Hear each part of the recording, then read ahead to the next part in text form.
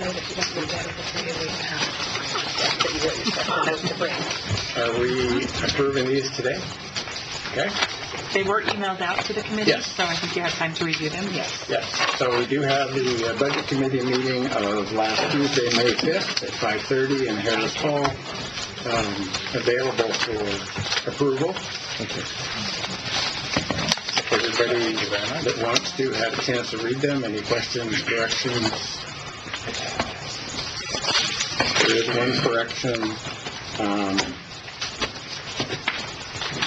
I submitted or made the motion or submitted the motion for approval of the minutes. Oh, that's right. Shauna made the motion. Okay, got it. So, is there a motion to approve the minutes? So moved. Second? Second. Okay, it's been moved and seconded to approve the minutes of Tuesday, May 5th. Any further comments? All those in favor signify by saying aye. Aye. Opposed? Okay, motion for the minutes are approved. Any other committee business before we move into Public Works? Do we have badges for the committee? I think so. We don't need no badges. To be able to get out of this place. Okay. Thank you. In case you need to use the restroom.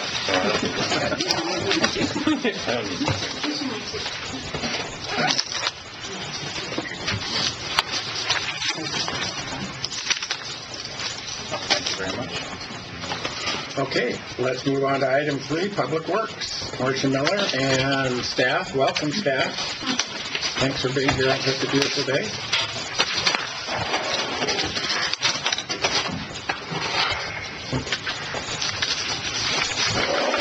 Thank you, Chairman Hitchman and members of the Budget Committee. I'm Marcia Miller, Public Works Director, and Tanya Heaton, our Budget Manager. And I'd like to take just a minute and kind of run down the side and introduce our Division Managers in Public Works. So starting at the end, Bill Morgan, our County Engineer and Engineering Construction Services Manager, and Matt Lair, Land Management Manager, Lauren Schumacher, who's Acting Road Maintenance Manager, Michael Johns, Fleet and General Services Manager, Howard Schuessler, Assistant Director and Administrative Services Manager, Mike Russell, Parks and Animal Services Manager, and Dan Hurley, Waste Management Manager. Oh, sorry. In the corner. You were hiding there. Oh, you were there for a second. Corey Bowler, Lane Event Center Fair Manager.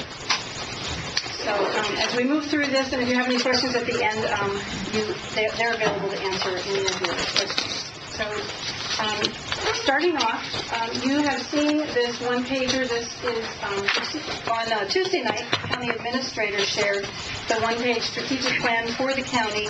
This is Public Works strategic plan that mirrors that plan, and I know you can't really read this, but I will be going through some of the details in this as I talk about the divisions. But I do want to just highlight the 3 main areas: safe and healthy county, vibrant communities, and infrastructure. And we'll be getting into more detail on that. Public Works Services. Public Works has 8 divisions. Engineering Construction Services, which includes design and construction, surveying, transportation planning, and right-of-way services. Fleet and General Services, which is vehicle and equipment maintenance, fleet replacement, and county facilities maintenance as of July of 2015. The Lane Event Center, which includes the county fair and events and conventions. Land Management, which is land use planning, building code, and the Firewise program and code compliance. And Parks, which is parks and open space, campgrounds and marinas, and animal services. Road and Bridge Maintenance, which is road and bridge maintenance. Traffic engineering and signs and striping. And then Waste Management, which is waste disposal, transfer sites, landfill development and closure, and also our nuisance abatement program. Administrative services includes accounting, payroll, and grants, our safety program, the Waymasters, and property management. In terms of infrastructure, Public Works is responsible for a lot of infrastructure in the county. Roads, as you know, we've mentioned over 1,440 miles of roads. Bridges and culverts, over 400 bridges. Land monuments, or government corners as they're often called, 17,000 of those. Landfills, we have one, our working landfill, and then we also are responsible for monitoring foreclosed landfills. 16 waste transfer sites, and effective July, county buildings and property. Parks, we have 68 parks, 4 campgrounds, many boat landings, 3 marinas, the event center, and heavy and light vehicles. I'm going to do a very high-level overview of each division, but I'm going to focus on how that division's work aligns with the county's strategic plan, and then talk about the overview of current issues in terms of major changes, recent successes, significant constraints, big initiatives, and then a vision for the future. So starting with land management. Under Safe and Healthy County, protect public safety, health, and welfare through land use planning, building, sanitation, and the nuisance abatement programs. Under Vibrant Communities, continue improvement efforts in land management to facilitate economic development and community growth. Maintain the FireWise Communities Wildfire Protection Project and work with city partners to assist in their community development applications. In terms of partnerships, continue partnering with the state of Oregon on their e-permit system and work with Eugene and Springfield on their Metro Plan. Current issues, major changes. The Board of Commissioners approved a planning position with video lottery dollars to assist cities with their long-range community plans. In addition, the recovering economy has allowed land management to add positions in building and planning programs to facilitate customer service and improve our permit processing capacity. 2 positions were added in fiscal year 14-15, and there's a proposed position in the 15-16 budget. Recent successes.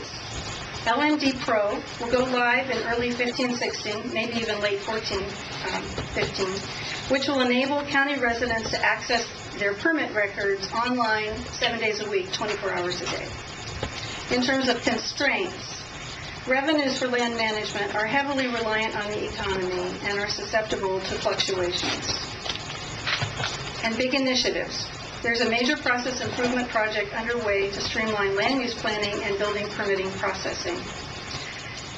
Also, land management staff are working with county council on a comprehensive update to the Lane Code on land use. Land management's vision for the future would be to continue to work on innovative technologies and process improvements to increase efficiency and provide better customer service. Currently, our field inspectors are piloting different applications so they can provide real-time inspection results in the field. Moving on to fleet and general services, Safe and Healthy County provides safe and efficient vehicles and heavy equipment for operations to county departments. The picture on the right is a picture of our mobile mechanic unit out at the landfill working on a large piece of equipment out there. In terms of Vibrant Communities, utilize fleet practices and procedures that minimize environmental impacts. Partnerships. Regional partnerships with eWeb, City of Eugene and Springfield and Salem. We share services with those agencies dependent on expertise. In terms of major changes, effective July 1, county facilities and maintenance and custodial services will move to Public Works in the Fleet and General Services Division. This move will actually double the size of the FTE in that division. Recent successes, we had another successful auction in 2014. And out at the Delta campus, we just completed phases 1 to 3 of the HVAC system upgrades. In terms of constraints for Fleet and General Services, continuing budgetary challenges in the road fund could limit facility HVAC and building improvements and repairs. Big initiatives, Fleet and General Services is assisting eWeb with establishing an automotive and equipment parts and supply room. And we also received an EcoBiz certification that recognizes achievements in environmental and sustainability practices.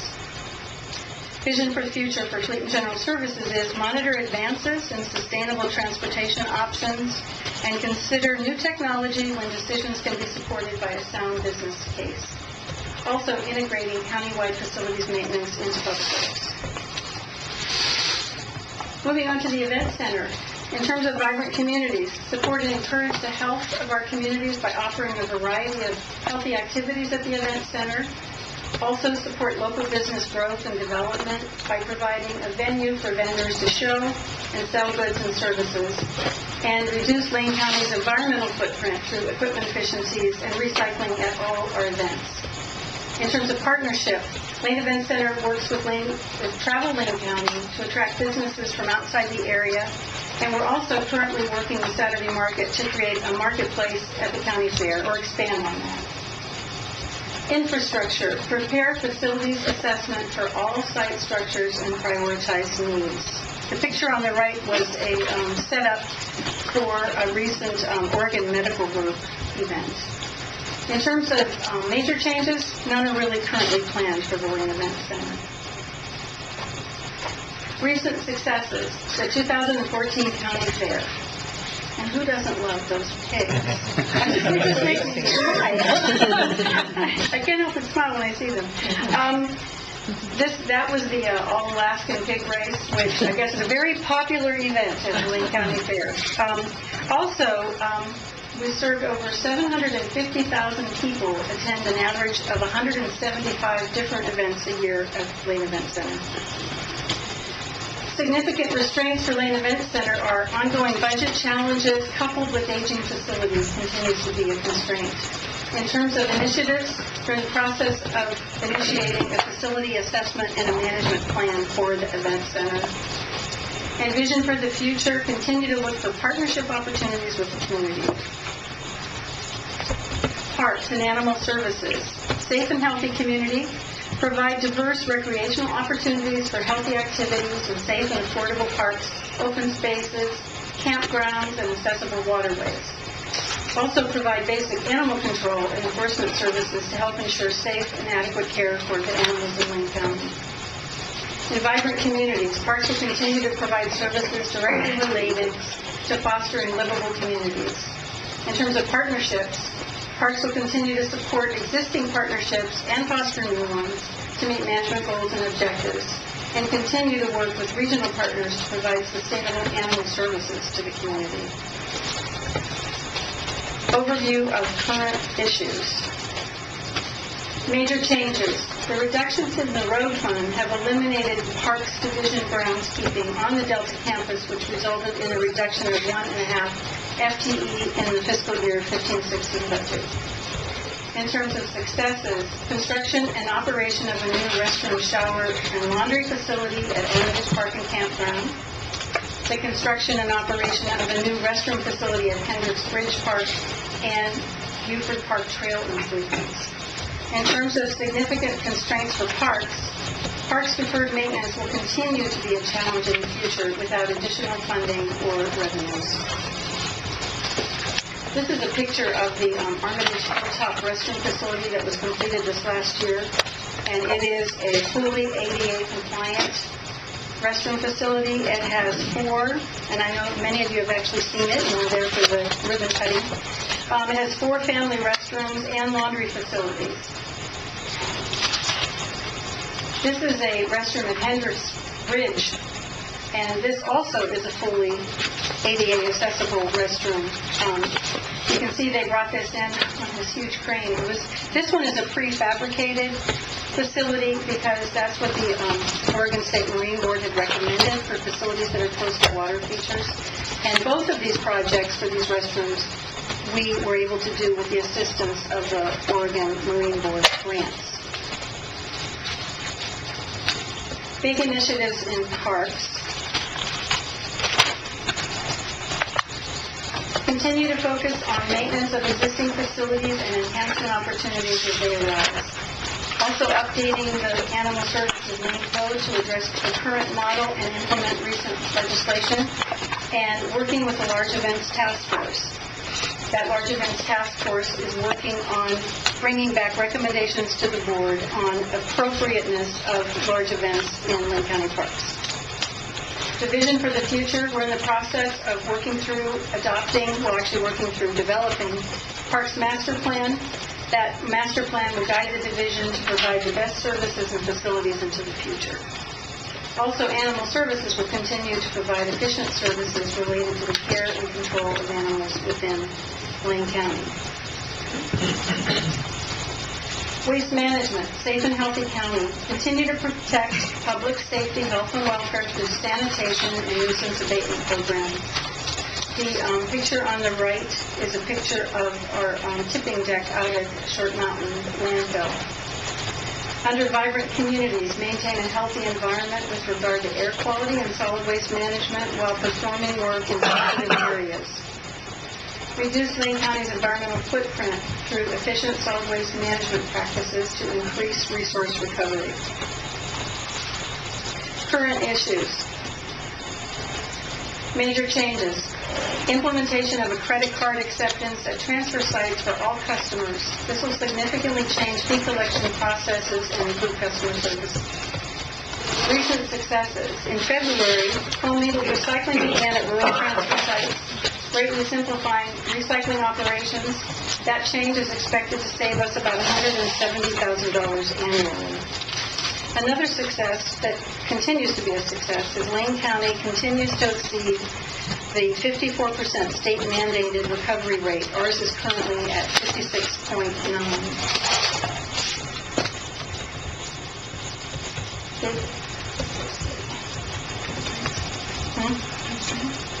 Oh, sorry, missed constraints.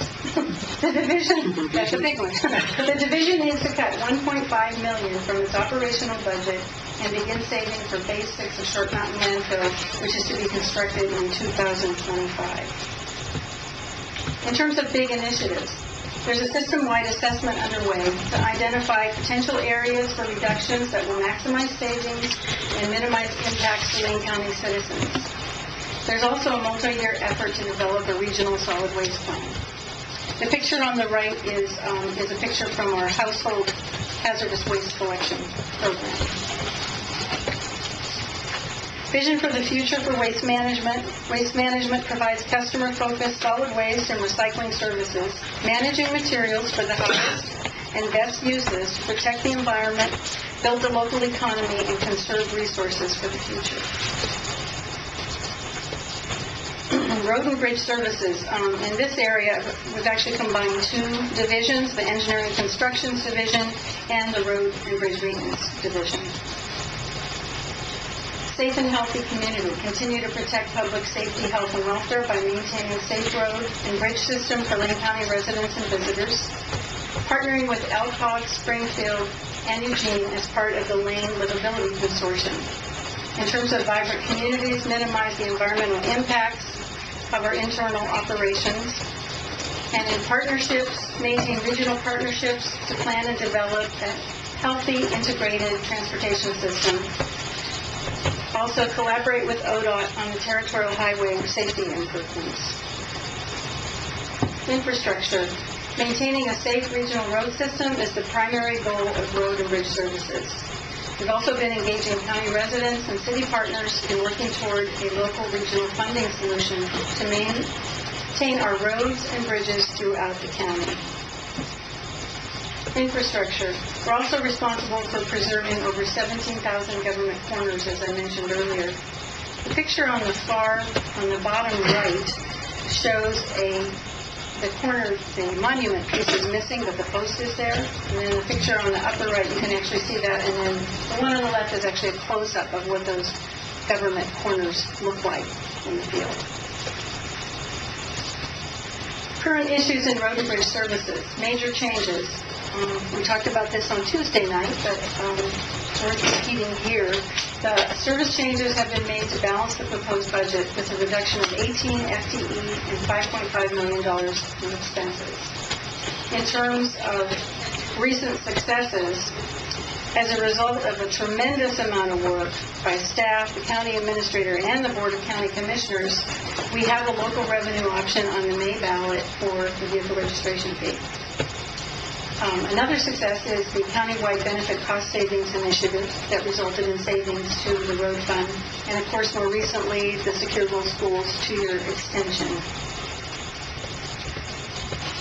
The service reductions, this is also a slide you saw on Tuesday, but these are the areas where we would need to reduce services and are proposed in the proposed budget that's before you currently.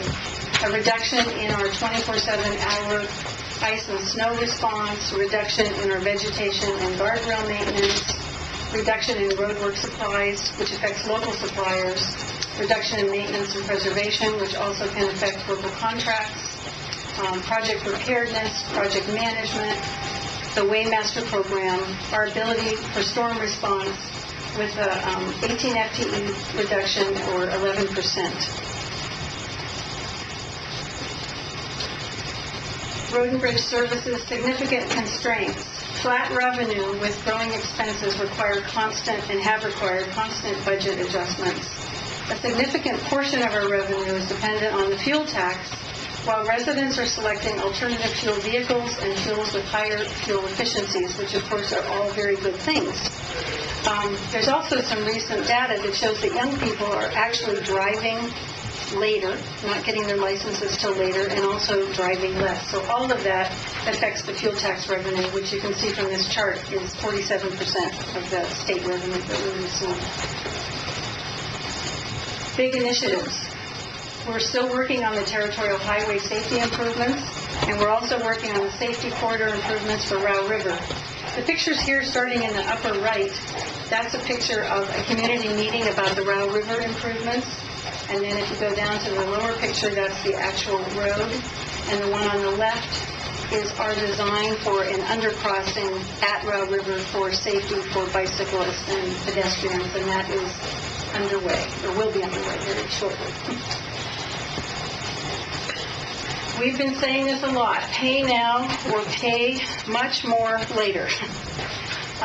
This picture is a chip seal project a slurry seal project that's in process.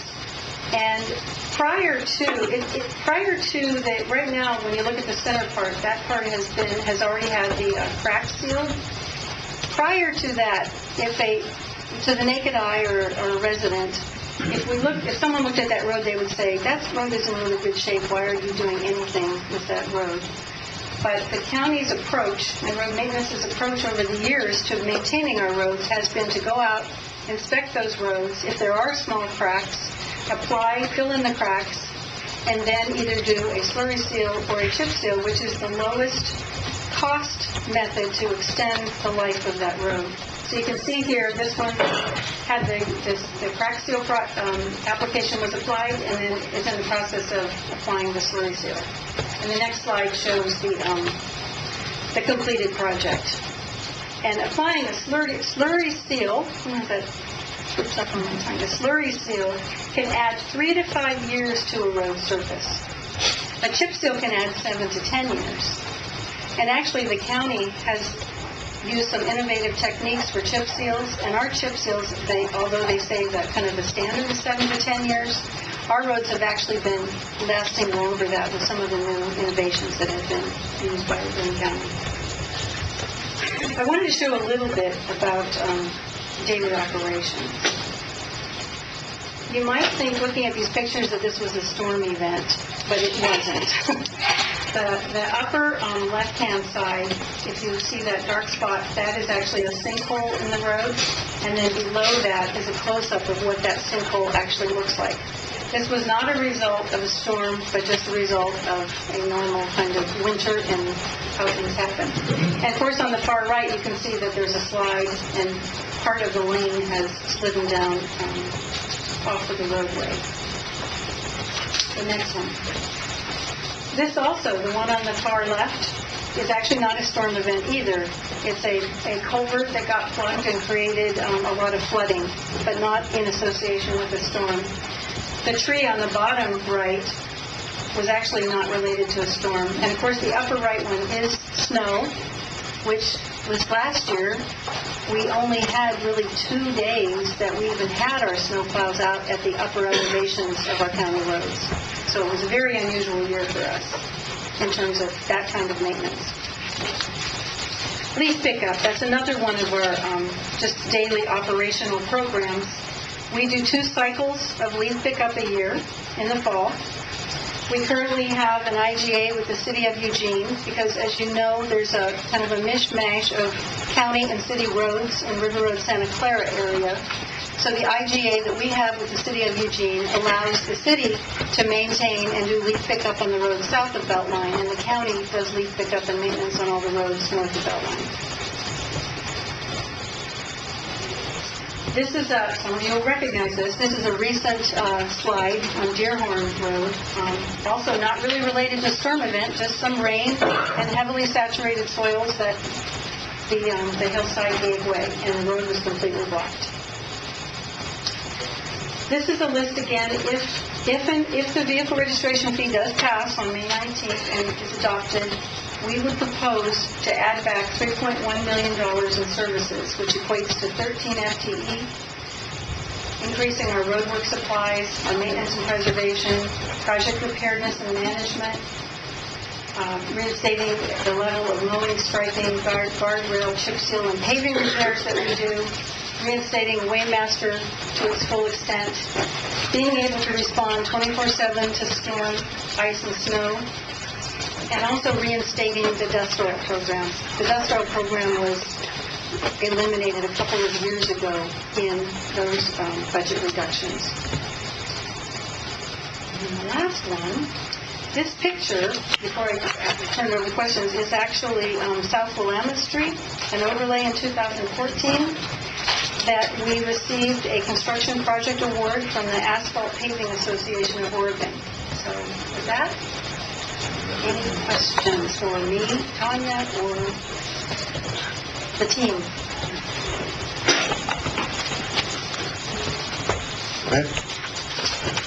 So, Marcia, this is more about parks. So, with the reallocation that was voted on in the legislature, as far as maybe Mike, I don't know if you can answer this one. So, there was voted on in the legislature reallocating the formula where 45% of the money is now going to be coming back to counties. I think, is that 2016 is when the 40, and so right now is it 40% that's kicking in? So are you seeing additional revenue coming from the overall parks coming back to Lane County yet? Or what are you seeing, and what's your estimate of how much will be coming back to parks once the full formula kicks in? So yes, this year we received about $45,000 in extra revenue, and with the full implementation. Mike, did you... Oh, sorry. Yeah, that's okay. The camera has a hard time getting you and the sound. Yeah. So I'll restate.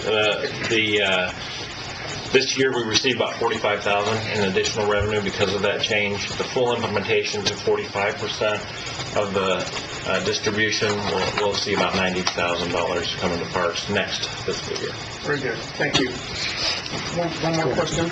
So in Territorial Highway, Territorial Highway is still part of the state system. There has not been official jurisdictional transfers. No, it's still part of the state system. Okay. We're partnering with them on trying to do safety improvements. Well, they say they're partnering with us, but yeah. Okay. For years, we did attempt to talk about a jurisdictional transfer, but we didn't reach much success, so we have decided that we will work with them and try to see if we, because it is in our county and people we see it as our road, even though it's not. Thank you. Thank you, Mr. Chair. Marcia, I didn't really fully appreciate how much goes into the slurry seal and the chip seal until Commissioner Lycan and I spent time out at the lab this last week. And it was a real eye-opening experience. The innovation that's happened to make the seals last longer. And while the material's a lot more expensive to buy, the overall length of how long it'll last is it's extended significantly. And I think, Mike, maybe you can talk about the equipment the newer equipment that we're using on that. I want to be able to tell people that we are using maximum efficiency and making maximum use out of the state-of-the-art equipment and materials. And we talked about some of the material that you all are using and some of the materials that you're purchasing, both for testing and for installation. So, state-of-the-art, right? Is that, can you talk about that a little bit? Well, Orrin might be able to talk more about the materials for the roads than I am to the equipment. Thank you. Well, It was a thing of beauty, Oren. I tell you, I would have taken some of that stuff home with me. Commissioner Tar. And then I would leave a lot of that answer to our lab staff who are here, specifying oil types. But the actual slurry itself is through a contract that we do every year annually. So we work to specify the oil blends, the types, and the materials, and then it goes to a contract with our engineering department. So in terms of the technologies, yes, the lab has stayed abreast of many of the updates and are constantly advancing in that program. So great improvements. I mean, like you said, we're seeing some strong advancements in our oil products, especially. It's amazing, and I think Cindy can attest to that. If anybody has a chance to go out there and take a look. I used to work for Tormach Asphalt Pavers back in the 70s when I was in high school, and we just put tar and asphalt together. Didn't worry about the mix, didn't worry, just kind of then rolled it out, and that stuff lasted pretty long. But I was just amazed the material that's been developed and that we're able to use, and that comes through contract from local suppliers predominantly. Is that correct? It does. I was going to say, well, Bill Morgan could probably answer that question. Bill was there the other night. So, yes, Commissioner, the local suppliers, in fact, we put those out for bid in the spring of each year. We get a strong interest on it. And then we continue to do testing, as you saw. And the materials, as you also saw, there's a fine line between how well you coat the rock and when you place it. So it's quality assurance, quality control is really important for the product.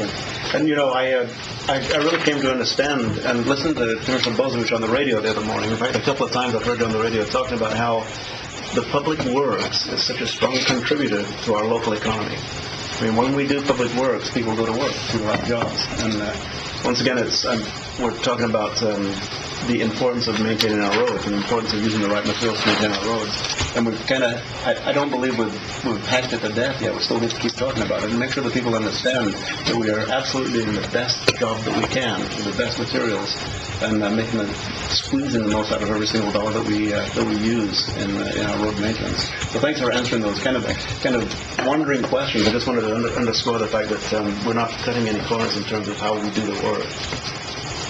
Mr. Stewart. Thanks, Mr. Chair. My question is for Mr. Hurley. Dan, I had bumped into one of the franchise haulers in one of my communities, and they had alerted me that there was some changes in recyclable prices, or I guess maybe some markets that they've been selling them that have been changing. I was curious, they're having to go to the community or to their cities to bump up their rates because of it. I was curious what you saw for some stability in our system. Right. So probably what you're referring to is the commingle recycling in particular. Having a hard time marking that. There have been a series of disruptions in the market stemming back to the last couple of years. There was a green fence that they called where China stopped accepting recyclables.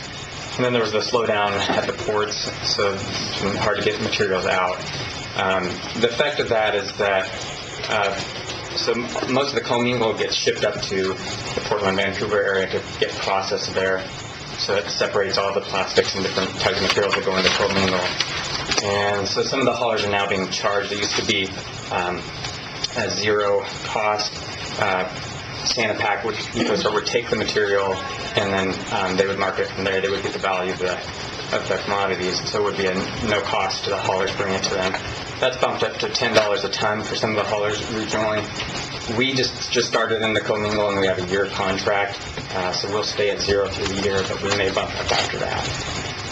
Okay. And I can't remember if we approved it Tuesday or we're going to approve it coming Tuesday, but you're preparing for, I guess, the next phase at the Short Mountain. We are.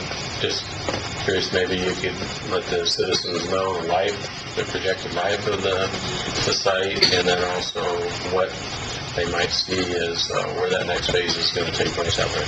Sure. So this summer we're doing two big construction projects. One is to build, it's the next phase of the landfill. It's called 5B, and normally we've gone 1 through 3, 4 through 5. We're doing B this time because it's not an expansion of the footprint of the landfill. It's called a piggyback liner. We're going back over an old part of the landfill.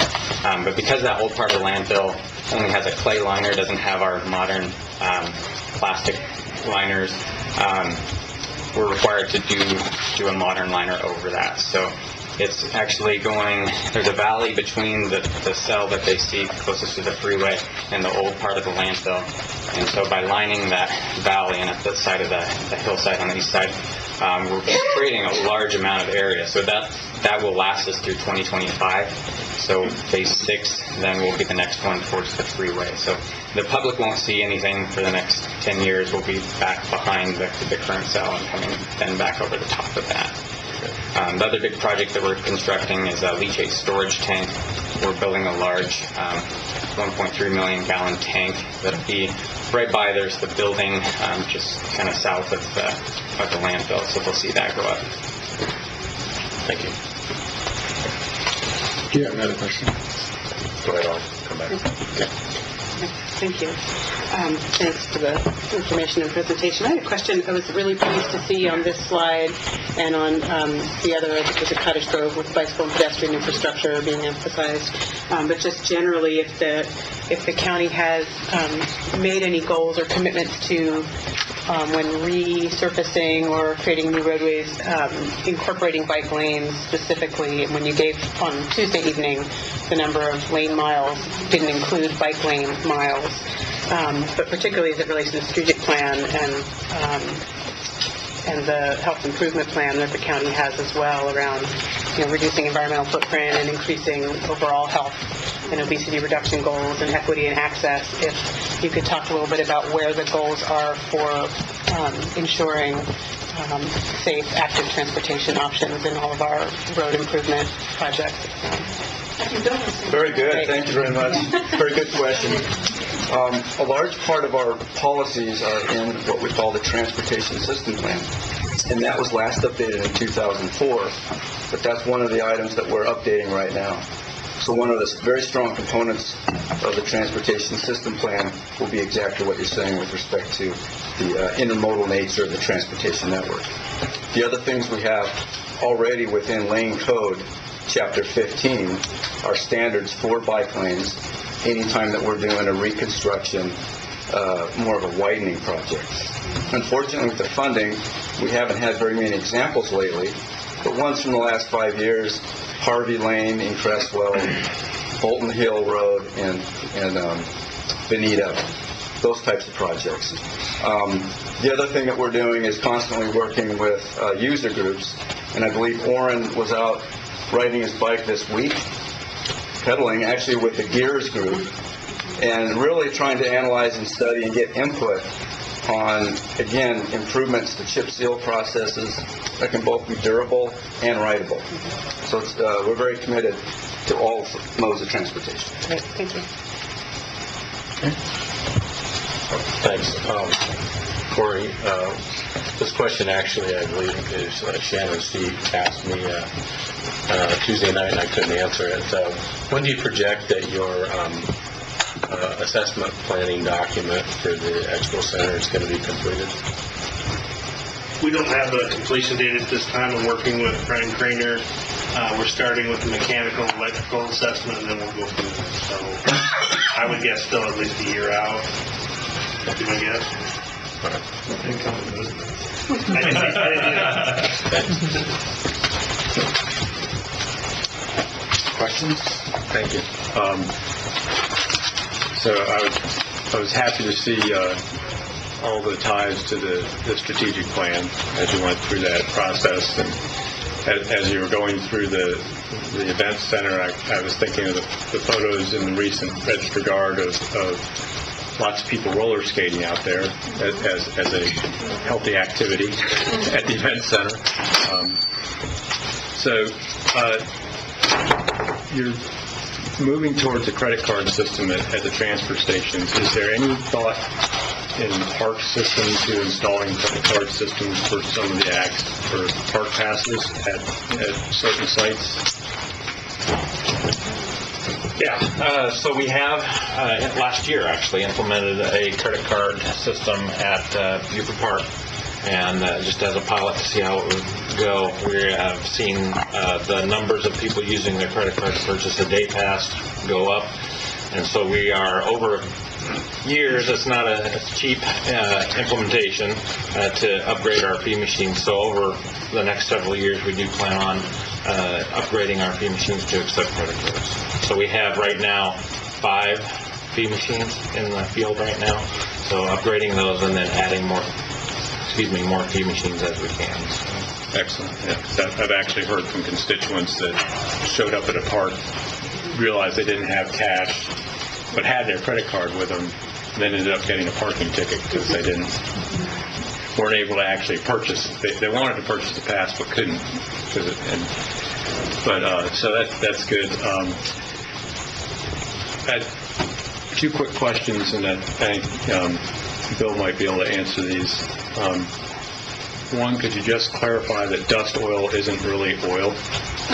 So for folks, and then if somebody wants to address that, particularly with a roadway like in that picture there, that's a rural section of roadway with shoulders, that what a lot of people think are bike lanes are what we used to call safety shoulders in the design business, and that they actually have a dual function and actually function for drivers as well as bicyclists. Okay, so I'll tackle the first question, which, dust oil is a misnomer, so people know what that is. If you've ever driven a gravel road in the summer, or you're behind a car and the dust is everywhere, and it affects the vegetation on the side, everybody's property adjacent. So the dust oil program, not oil, it's lignin sulfonate. It's a byproduct of our kind of forest pulp industry. So it is a natural product that is used, and we also burn it. So if you ever see our process, we go through and burn the edges of our roads so none of the lignin runs off, cures on the road, and prevents the dust. So, I can't remember what the second question was about the shoulder use, but I did go on the Gears ride with Greater Eugene Area Riders to kind of talk about our chip seal program countywide and the intermodal question, and they were very clear with me that the road travel lane is also theirs legally to use, so they were very clear on that. And it is. Those who become the rideways for a lot of places where we don't have the bike lanes. I mean, it's safer than being in the travel lane, but yes, it is also a safety issue for us on the side still. For people who have a car problem to get their vehicle off the roadway. Yeah. We've been kind of referring to the dust oil program or the dust abatement program, but it's hard to make that switch because historically it's been called the dust oil program. Yeah. Once upon a time, they used to spray oil down, but Diesel used to be the thing. yeah. We no longer do that. Just want to make sure people knew that we weren't planning to go out and spray a bunch of oil around the county. I think this is one of Shannon's questions, but I'll ask a follow-up to it. The question regarding the implementation of taking credit cards at the transfer stations and so forth. So the response here includes the figure that there's going to be a 75% conversion ratio for those smaller customers at that location. So when you do the math to do this, what kind of all-in transaction cost do you add? They added a 3% fee on the revenues. Because it's a new program, we did not calculate how much savings we will have for less staff time for accounts receivable and cash counting and cash handling and all that. We didn't take the analysis that far because we're not sure what the first year transition will do. Sure. And one more question, actually following up on one of the slides, there was a notation in there about the new planning position and the role of it to assist with the cities in the county? Assist with the cities, yes, with all the cities in the county on their planning applications, their comprehensive plan changes, etc. So is that position already filled, or? It is. Okay. Thank you. Anybody else? A couple more quick ones. I wanted to expand on first public comment, and Mike, you can pitch in on. There was some public comment that was mentioned about our animal services. So I wanted to share with the members of the Budget Committee and folks that myself and Mike have been engaged in putting together a request of the Oregon Solutions out of Portland to do an assessment of animal services in general in Lane County and see if there's opportunities, how we, what's the assessment, where are we at today, what are the needs and what are some of the opportunities. I've shared that I believe that there's opportunities potentially to do this in a public-private partnership venture, not necessarily with the current Green Hill, but be able to use public-private venture to build a new facility. So we're going to see if there's, if that's a valid if that assessment comes back showing that, and then how we might take action moving forward to improving. I've shared with the folks that spoke and others that it's really hard for Lane County with its budget constraints to be able to commit to building a fairly substantial facility to meet the needs of the community. So we're trying to find a new way, a different way to make that happen. Also share another effort. The Board of Commissioners kind of challenged or asked by land management, how can we improve our planning, processing time so that we're not bumped up against the 150-day timeline. Also, how we might improve our building side also. So I've engaged with both Marcia and Matt to once again use Oregon Solutions. They actually physically did an assessment of what it might look like to create a regional building department in Lane County for entities that would like to get involved. So if some of the small cities that don't have the capacity to do that, and also find ways to improve Lane County. So that's kind of an ongoing. We have a report that basically says recommendations for next steps, which would be to form a committee to dive more into the details of what a regional permit office would look like. And there are some challenges and some history that might make it difficult, but it didn't say that it was a no-go. So I believe once staff has time and to budget, we may form a committee to explore that venture a little bit further. So have some neat opportunities to improve services, hopefully without necessarily relying on the county's budget to do it.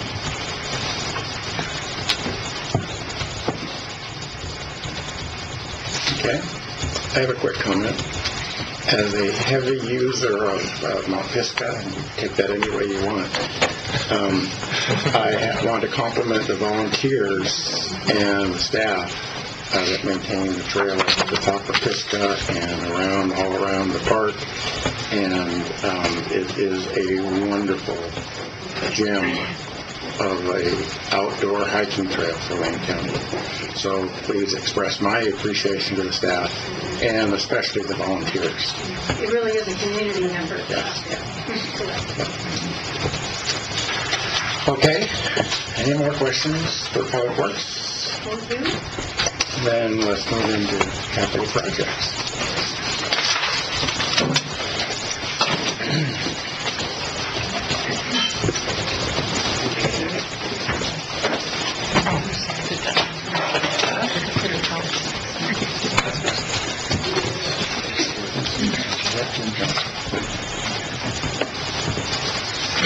I'll just start talking then. I'm Brian Craner, Capital Projects Manager here at the county. Appreciate the opportunity to come present to you the work we've been doing most recently. I haven't had an opportunity in past budget years, but given our renewed focus in the strategic plan on infrastructure, I think Steve felt it was a good opportunity, and I agree, to get some of the information in front of you on what we're doing, what we're focused on in the future. But certainly there's cost involved in capital projects, and we want to show that we're going about it in a deliberate and thoughtful manner. So just to start off, I decided to provide a slide which is hopefully more informative than confusing. Really quickly, the purpose of the facilities planning and construction is the general oversight and project management of the capital construction projects, as well as management of the capital improvement fund, which is funded through the sale of county property and payments made by self-funding funds through the indirect cost allocation plan, which is essentially rent based on the square footage they occupy. So when it comes from a budget perspective on where we live, there's a fund in the general fund, or a department idea, I should say, that is facilities planning and construction. That covers our personnel expenses, our materials and services, and some of the other cost obligations we have to run the capital fund. So that's in 124, it's 5170010. That's fully funded from the capital fund, so it doesn't receive general fund dollars The capital fund that covers those expenses is kind of the cost of administering the fund. So the capital fund itself is $435, and within there, there's a number of department IDs. Several times in the past, we've created a department ID to sequester funds that may be earmarked for a certain project or a specific purpose, so that we don't lose track of those within 435. But really, the bulk of our work's come out of 517-0350, and so that will include all of our where our depreciation revenue comes into and then gets expended on projects throughout the year. Each year, or at least in fiscal year 16, we expect to get $3.15 million in revenue through the cost allocation plan, and that will contribute to $10.5 million in total reserves.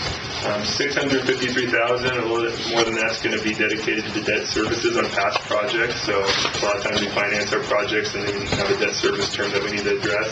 So that's going to be our burden in the next year. 2.26 are carried in a few department IDs that are actually negative, which are addressing ongoing costs associated with certain capital assets.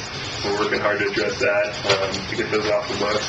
And so what that leaves is really $7.5 million for future projects and operational contingency. So there's the budget perspective. We do have our own one-pager, our own strategic plan, and really briefly, the three across the top in terms of where we're focusing. First and foremost, we want to effectively manage and preserve the capital assets we have. Part of that effort, similar to what was alluded to on the fairgrounds, is to do a thorough, comprehensive condition assessment of all our facilities, understand what we have, what condition it's in, and then look forward to how we manage that with a comprehensive capital plan. And then that rolls into item 2, which is timely capital improvements in support of county operations. And really, the bread and butter of what we do is doing projects, improving the assets, and then meeting the operational needs. So if there's a need for an expanded community health clinic to support operations, we're there to provide that improvement and do it in a timely manner and a cost-effective manner. Now, the third item is kind of taking that to the next level and looking at the assets we have and trying to maximize the benefit we're realizing from them. So if there's vacant office space, what can we do to be aggressive in pursuing tenants for those spaces? Or if there's surplus property, let's disposition of that property, and how can the county obtain the greatest benefit from that? So it's kind of like the three areas of focus, all related, but kind of a different take on how we're trying to optimize what we get out of our capital assets. So I've got a long list of work we did in 14-15. We'll highlight a few on subsequent slides. But just to give you a sense, I kind of went through all our expenditures and kind of categorized them by the different distinct projects and ongoing efforts we're working on in 14-15, and some will continue on into the future. But really the part I wanted to highlight was the project funding at the bottom. You can see we spent $1.25 million out of the capital fund, but then there's a number of other funds we were able to leverage in support of completing these projects. So we were able to work with Oregon Department of Energy on a significant loan on a data center project, which I'll get into greater detail in a moment. That was allows us to finance that over 15 years. We got a number of grants and incentives through Trillium, eWeb, and Business Oregon. And then we were also able to work with different departments to match funds to complete projects for them as well. So really, something we're proud of is while we were able to complete upwards of $5.5 million worth of projects, it really only tapped the capital fund for a little over $1 million in this fiscal year. So that's something that we want to continue to do and continue to leverage those dollars to the maximum extent possible. So we'll get into a few projects. We'll highlight what we touched on in this last year. The biggest was the data center modernization. I'm sure Mike will touch on this from an operational perspective when it comes to IS. But from a project perspective, this achieved a number of objectives for us. First and foremost, it helped us reduce our energy consumption. The data center generates a lot of heat, and in the winter months, we were running our cooling system just for the data center.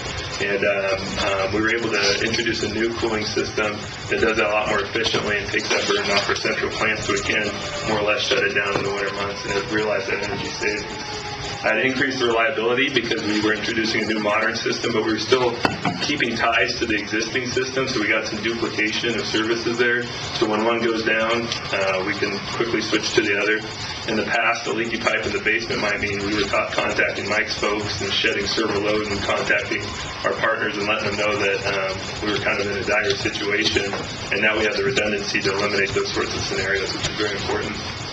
We have a greater ability to virtualize the servers, and I'm not going to run the risk of trying to explain what that means, but it's a positive from an operational standpoint on the IS side. We've moved to these modern server pods as opposed to the racks that we had previously, so that allows for a lot more flexibility in how their network infrastructure is laid out. And then there's a top-to-bottom refurbishment of the space. We had miles and miles of abandoned cables and conduit and piping that we were able to touch and assess and eliminate. And so that space is a lot more efficient and a lot more easily to diagnose issues with now for the staff. So again, we completed this under an energy savings performance contract, which is an alternate contracting method in the state of Oregon. It was with a partner that we had done several projects with as we got off the steam in previous years, off the EWEB steam. And so this is a continuation of our partnership.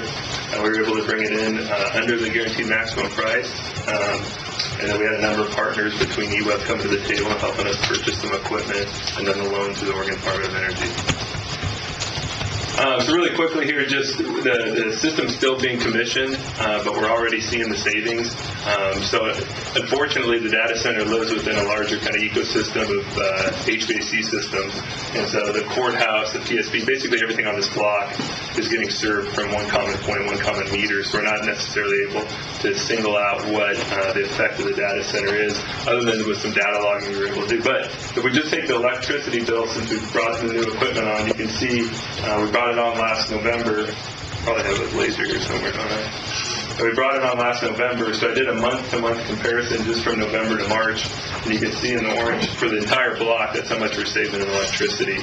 And we expect that gap to increase to nearly 21% once we really dial in that facility. So when it comes to the data center itself, the new facility we brought online is 69% more efficient, but from a whole block standpoint, at our electric meter out front, it's 21%. That takes into account a lot of equipment here on the block. So we're already realizing the benefit there. Brookside Community Health Clinic, really briefly, this was one that wasn't necessarily on our map in the capital facilities planning and construction at the beginning of the year. It came about with a proposal from Trillium coming to H&HS, and we were told to jump, and we really enjoyed the opportunity to create this facility. We were able to fortunately partner with a property owner that had the space and had a contractor who was very capable. And really the thing we're proudest about is meeting the schedule, aside from the budget. I think Trillium was surprised that government could act that fast, and we did. And of course, it was through a lot of hard work of the H&HS staff, and furnishing and getting the thing up and ready for operations was also a lot of good work with our contractor and doing this as quickly as possible. It was, I look back at our schedules and some emails, it was really 102 days from the day we started designing it to the day of the opening, and 72 for construction. And they liked it so much they want to do it again. Yeah, we're doing it again. I asked for a little more time this time. It's a little, I got to come up with like a day per square foot figure because the next one's getting bigger. So yeah, it was a great success. It was one that kind of came out of the blue, but it's kind of fun to run that fast, and so You get 103 days this time. yeah, something like that. So that was one that was fun.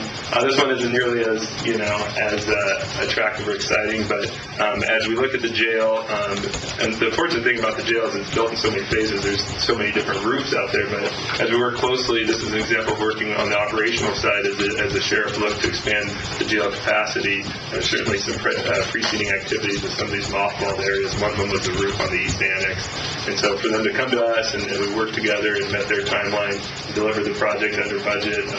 That's kind of one under that example of supporting county operations with timely capital improvements. I wanted to highlight that as well. We did it during the winter, which is always less than ideal, but we got it done. The Court Clerk's e-center model, this is another one interesting to highlight, mainly because the courts are a state entity. We're obligated under Oregon Revised Statute to provide them with a home to operate. So we were able to partner with them. They have some security funds at their disposal to address security concerns, but really they're getting ready to transition to e-courts, which is really exciting for them. It's really going to help their operations be provided more accessibly and more efficiently. So we needed to transform the space to account for that. Self-service kiosks, less records, more active space, and so we were able to do that. We were also able to address a number of areas where we had hazardous materials in the courthouse, leaking pipes, et cetera, et cetera. So it was really a multifaceted project, but it was one, again, where we were partnering with an agency, not necessarily a county agency, to meet their operational needs, and that's already proven to be a major benefit to them. So going away from specific projects and just the general work, I want to again highlight the partnerships we were able to enter into. These aren't easy to come by, but anytime we can come together with another agency for the benefit of the project, we're looking for those opportunities. So this was a great year for that. Oregon Department of Energy, EWEB, having mothballed kind of their incentive program for a while, has really come back to the table. We made contacts on the staff level that work really well. We were over at the fairgrounds a couple weeks ago. There's lighting retrofit opportunities galore out there, and so we're really diving into that with Corey and his folks. And so we're looking forward to that to continue to be a strong partnership as they've kind of gone from a shuttered incentive program to a lot more robust. And then Trillium, again, in this next year, it sounds like we'll be partnering closely with them. Again, conditions assessment. So when it comes to our strategic priorities, the starting point is what condition are our facilities in. So what we did this year is we began focusing on specific areas where we can assess the condition of specific discrete areas of county facilities. And the top priorities for us have been HVAC systems and vertical transportation or elevators, because when those go down, we hear about them, loudly and clearly, especially on some of these facilities that just have one mode of vertical transportation, and we're wanting to get the public to the upper floors. So we did comprehensive condition assessments. These covered all facilities, fairgrounds, public works, every county facility we had, and got a really good sense of where our urgent needs are and the state of our equipment. And from this, we were able to, create a database of our equipment so our folks know in facilities maintenance where we have equipment, what condition it's in. We were able to tag the equipment, so there's some functionality we're looking to leverage in terms of scanning a QR code on a piece of equipment and calling up its history, its make and model, really helping support the facilities folks in that regard. We were able to get some professional guidance and information to help us start prioritizing where we have the most exposure to unforeseen costs and impacts to county operations. So the next leap forward is then to start integrating that into a capital plan that's going to address all these items in a comprehensive fashion, in a way that we really haven't in the past. So on that front, we're going to look at roofs as early as next month with a consultant that we work with closely on some of our re-roof projects, and start bringing in all those critical infrastructure items and start prioritizing that work, again, in a more analytical and deliberate manner than it's leaking, we need to do it now. But it's ready to leak. We need to do it ahead of time, for lack of a better characterization. Another thing we did, a frustration of mine since we got here, is being responsive to needs that come up that are unforeseen. And there's a number of areas that can come up, but certainly when there's a leak, when there's a hazardous material issue, I don't want to go through a 4 or 5 week procurement process that I have to that adhere to public procurement laws. I want to be able to call somebody and have them work on it right away. So what we did is we went through a public procurement process to get folks on board on retainer contracts. And so we issued an RFP, got a number of responses, objective scoring criteria, and entered into contracts under each of these areas. So the ones you'd expect to want to call somebody in the middle of the night and get that service: abatement, roofing, plumbing, HVAC. And so we formed a lot of partnerships with local contractors so we can call them readily and respond to folks' needs and not necessarily be challenged by the procurement process and the delays that can be associated with that. So that's been very successful for us. We've been using that since day one, since it's been ratified, and it's been great. So let's look to the future. I've got 3 items that really key in directly to the county strategic plan. The first is we're really focused on securing state funding assistance for programming, design, and construction of a new courthouse facility. Very briefly, the state's established a capital fund focused on capital construction and courthouses in particular. If you meet the criteria, you could be funded for up to 50% of the cost of the courthouse space itself. That's probably the biggest single motivator that I've been aware of in the last several years to get us to think a lot more seriously about new courthouse facility. So it's on us to really meet that opportunity with the necessary paperwork, work product, to be responsive to the application requirements. So we're working with the National Center for State Courts, which is a national nonprofit that consults on courthouse best practices. I just sent them off on an airplane this morning. They were here for 3 days starting to talk about the space requirements for the courthouse based on intensive interviews and questionnaires they've done with the staff. And we're really looking forward to that work product, launching that effort forward as we continue to engage the state and see what sort of partnership can occur there on funding of the future courthouse. And that second item was, I touched on earlier, we're going to build on the HVAC and elevator condition assessments by rounding out those assessments and launching that into a formal capital improvement plan so we can more accurately and reliably forecast what future projects we need to do. And then third, we're going to continue to consolidate county departments at the PSP as part of the master space plan. As you're well aware, we've shrunk in terms of FTEs and as an organization, and so efficient use of space becomes an issue. Any vacant space is that much more space that the remaining county departments need to pay for. So, the slice of the pie remains the same, but the slice of the pie gets bigger as people leave. And so that's it's on us to try to fill in those vacant spaces so everybody can afford to continue to live in there. Some areas of future focus, not necessarily directly related to the items in the comprehensive for the strategic plan.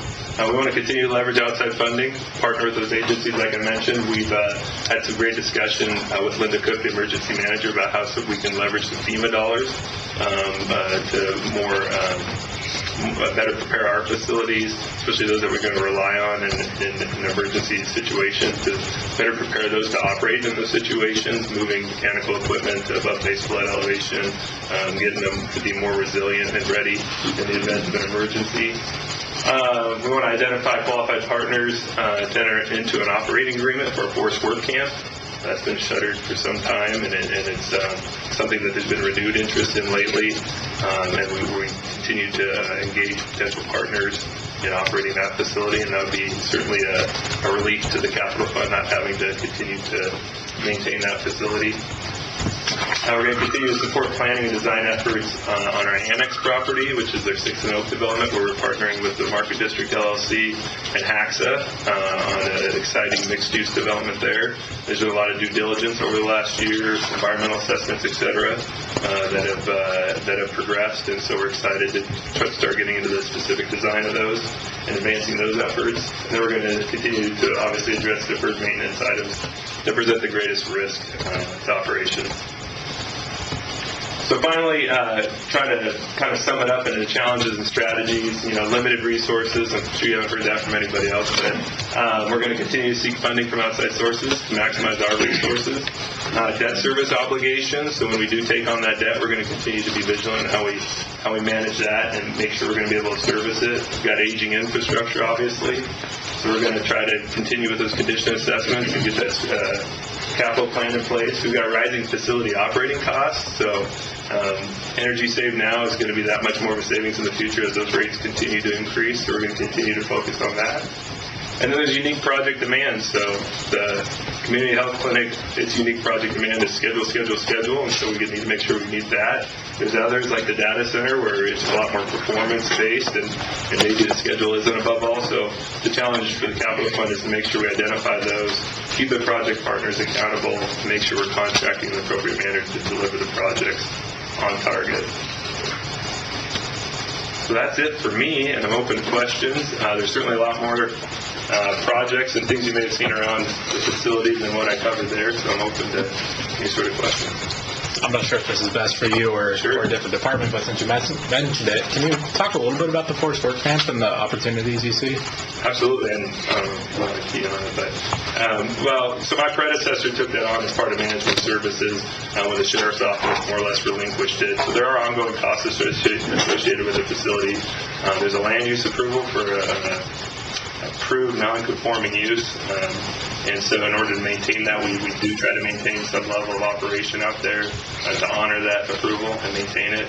So there's costs associated with that, nearly $250,000 every year. So I'm motivated, having that in my fund, to find an operator that's willing to take that on. And really, when we're approached about partnerships, it's less about how much rent can you pay us, what can you do? It's more about, can you assume this great asset? Everybody I take out there has the same kind of romantic impression of this is something we cannot not use. Use a double negative, but really, if they could just assume the operation of that and eliminate that cost to the county, that's a big win for us, aside from the benefit that would provide.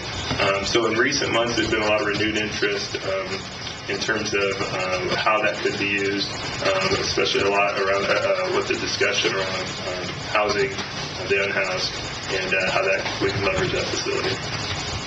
Thank you. Just to add on, maybe you can talk about ODF and discussions with ODF on use there. And then, as Brian said, we've done a number of tours with different interested parties in the community about beneficial use there. So we think we have a viable partnership, certainly with ODF, and then some other potential options in the longer term. Yeah, I neglected to mention during the Yellow Point fire last fall, ODF, kind of in the middle of the night, through a series of phone calls, asked if they could use the facility. It ended up being a very strategic location for them, worked very well. We went out and visited it when it was in full swing. It was a very impressive operation, and we executed an agreement for their use at that time, but we continue to be in discussions with them about getting a more long-term document in place, because they foresee with an increase in harvest in the area that will continue to be a strategic location for them. So there's a good opportunity for a partnership there. It is okay to point fingers on that one. Thank you. Yeah, you bet. Commissioner? So Brian, on the Market District project, it's my understanding that maybe there's some potential, I don't want to say roadblock, but potentially slowing down with the city of Eugene on that project. Do you have maybe a potential update on maybe where the project is now? Because it looks like Mr. Obey now all of a sudden thinks the boutique hotel business may look to be a better option maybe in other cities. So I just kind of want to get an idea of where we are on that. No, I appreciate the question. We had a number of milestones with our lease, option to lease with them. What the county's obligation was to complete an environmental assessment of the property, and we did that within the initial time frame. So really that put the ball in their court. They have been back to the board to present their design guidelines, which isn't a design, it's basically the objectives their design hopes to achieve. And really they're ahead of schedule with regard to the milestones which were conservatively laid out. My understanding, without talking to our partners directly, but based on public comments and some inferences you can make, is the city council's discussion around Mount D is obviously impactful to any developer looking to develop multiple units of housing.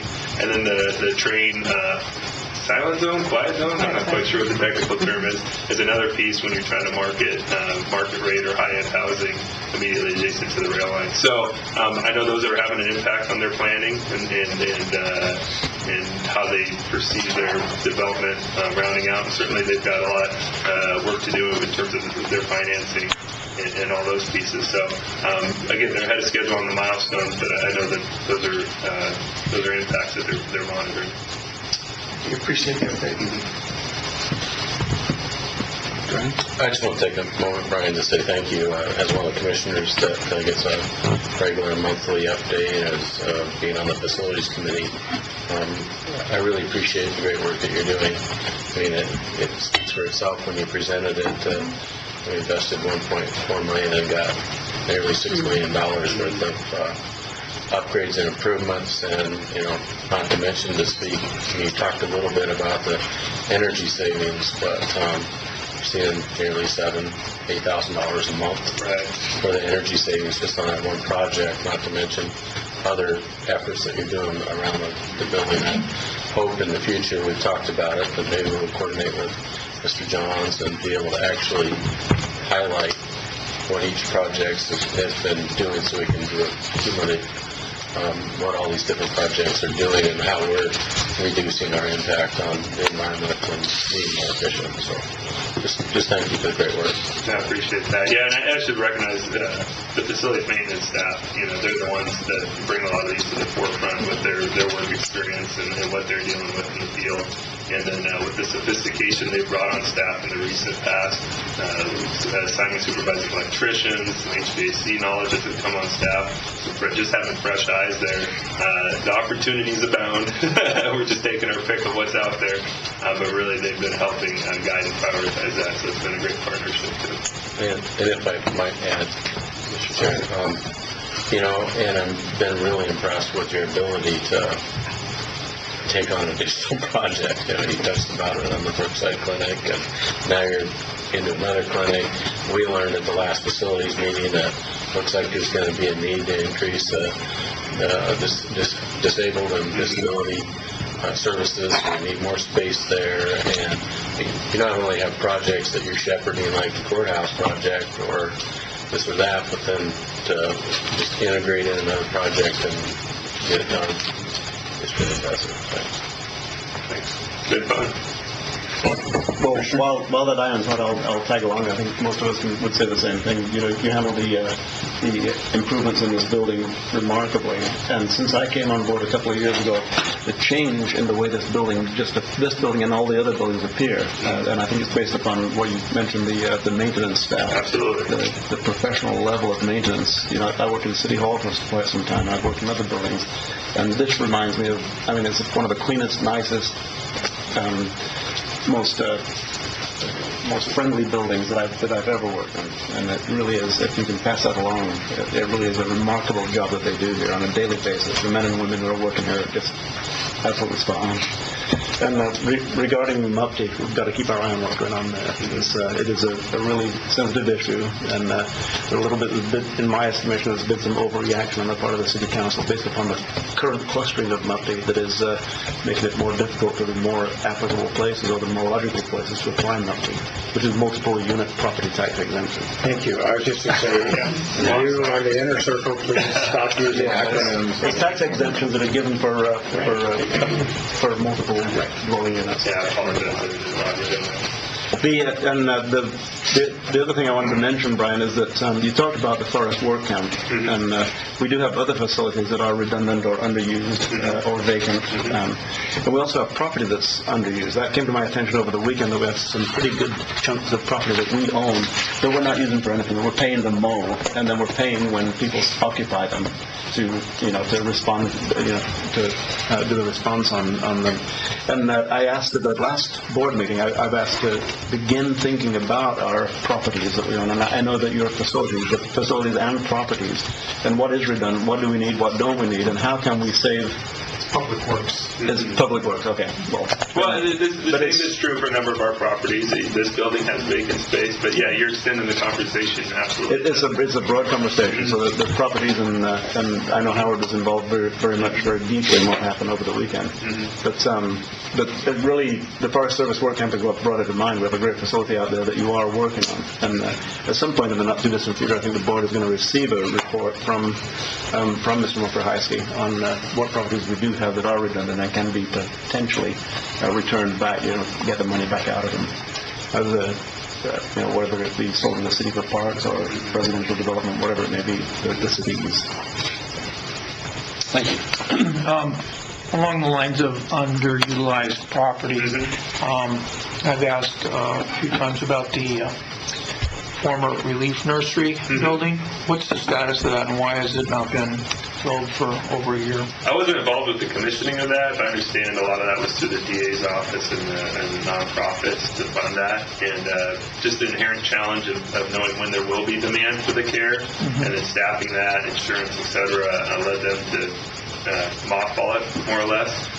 So when we entertain utilizing that, again, trying to find alternate uses for our space as a conference space for the public, we did approach them, and they didn't foresee that it would be recommissioned anytime in the near future, so that's what we've done with it. And what about having the county have a child care facility so that the county is running it rather than relying on nonprofits? Well, there's, so when people come to public meetings or the courthouse, they don't have their young children taking more time than it should take, or allowing the public to participate by coming to meetings like this. I mean, that'd be an operational need that if it's identified and a facility's needed for it, I'd be happy to build it.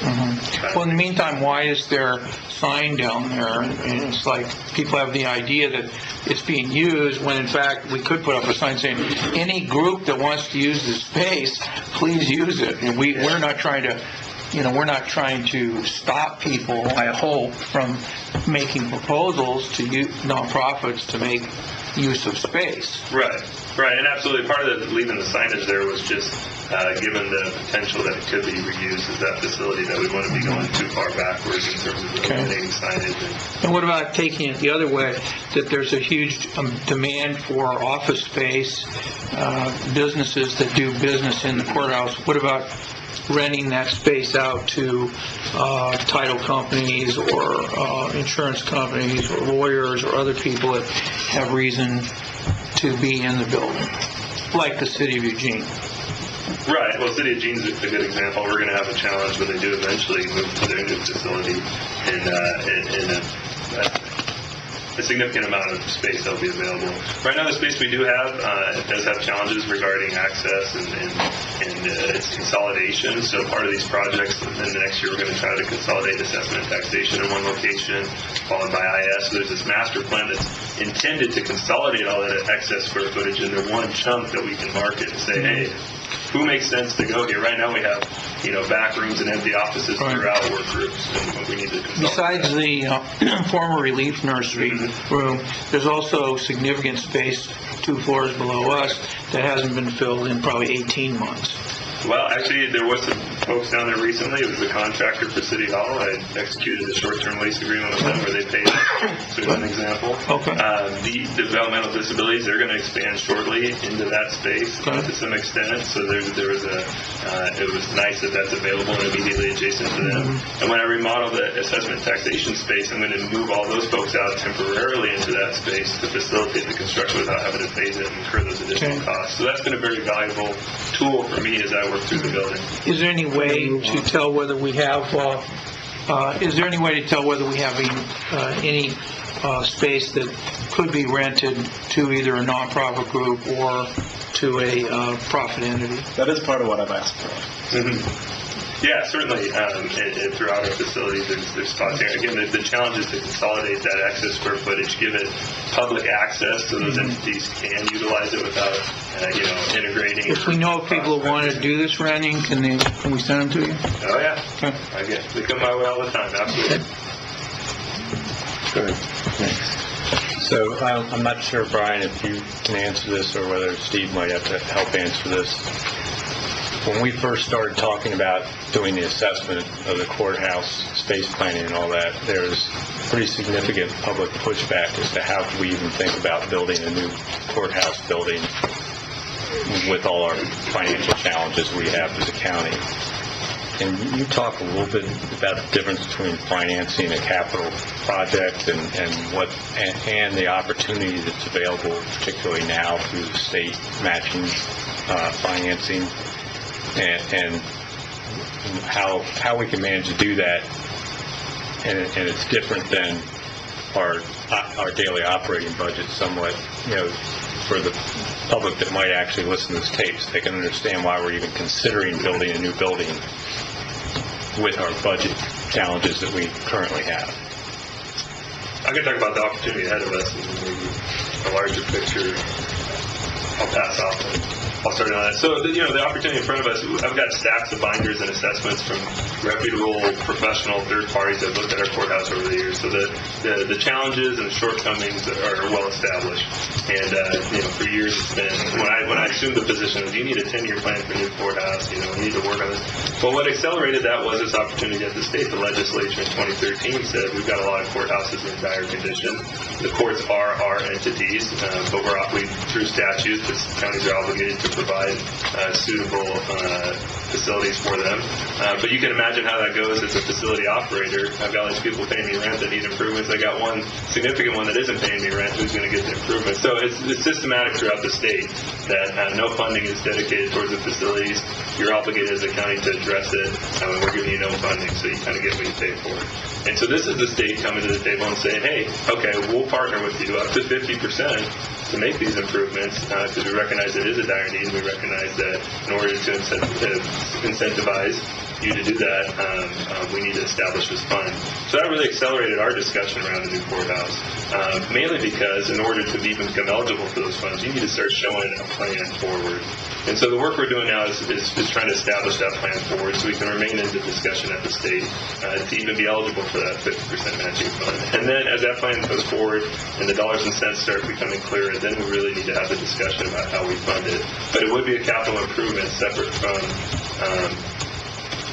the operating budget, if you will, and we need to have a discussion about how we finance that. There's a number of innovative ways other counties and governments are doing it, public-private partnerships, et cetera, but that would be a separate, distinct project aside from anything we're doing kind of year to year that's of that scale.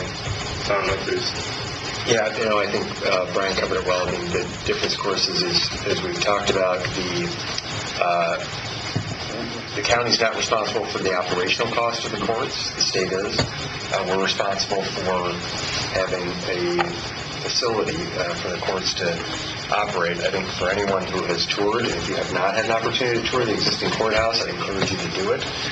It is an eye-opener when you see the process for inmate transfer, for jury transfer, the lack of security, the lack of coordination, the lack of efficiency that is really all about the layout of the facility, not about the staffing. So it's a significant need that anyone who's paid attention, looked at this, understands that we need ultimately a more functioning courthouse facility for a community of our size and stature, I think.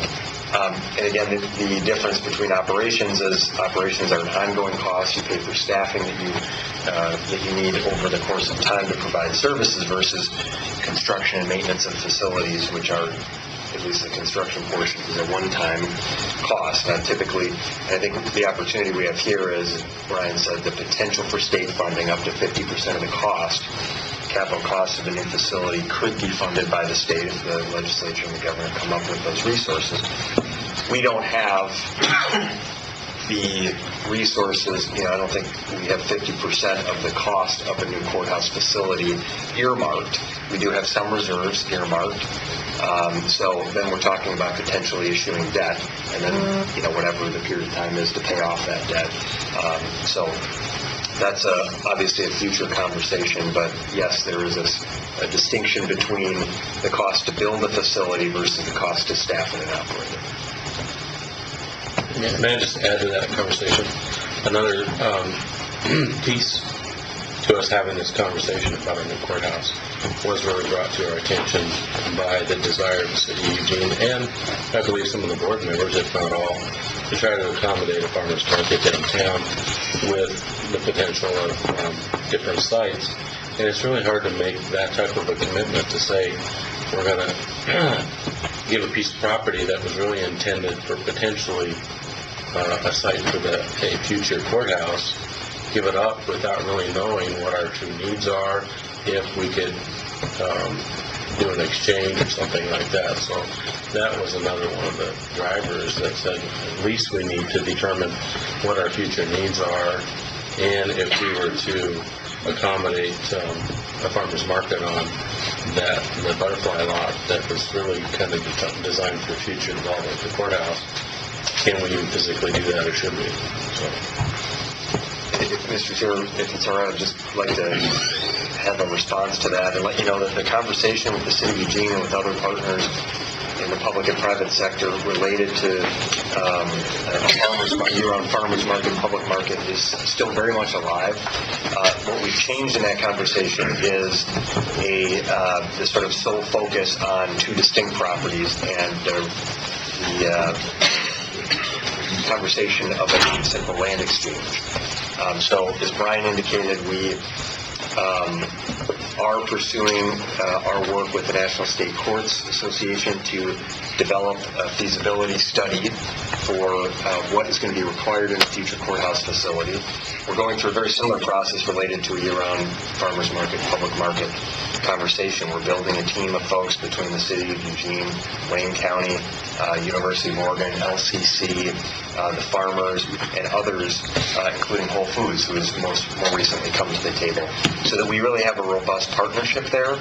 And we're working with the University of Oregon to develop a feasibility study for that facility.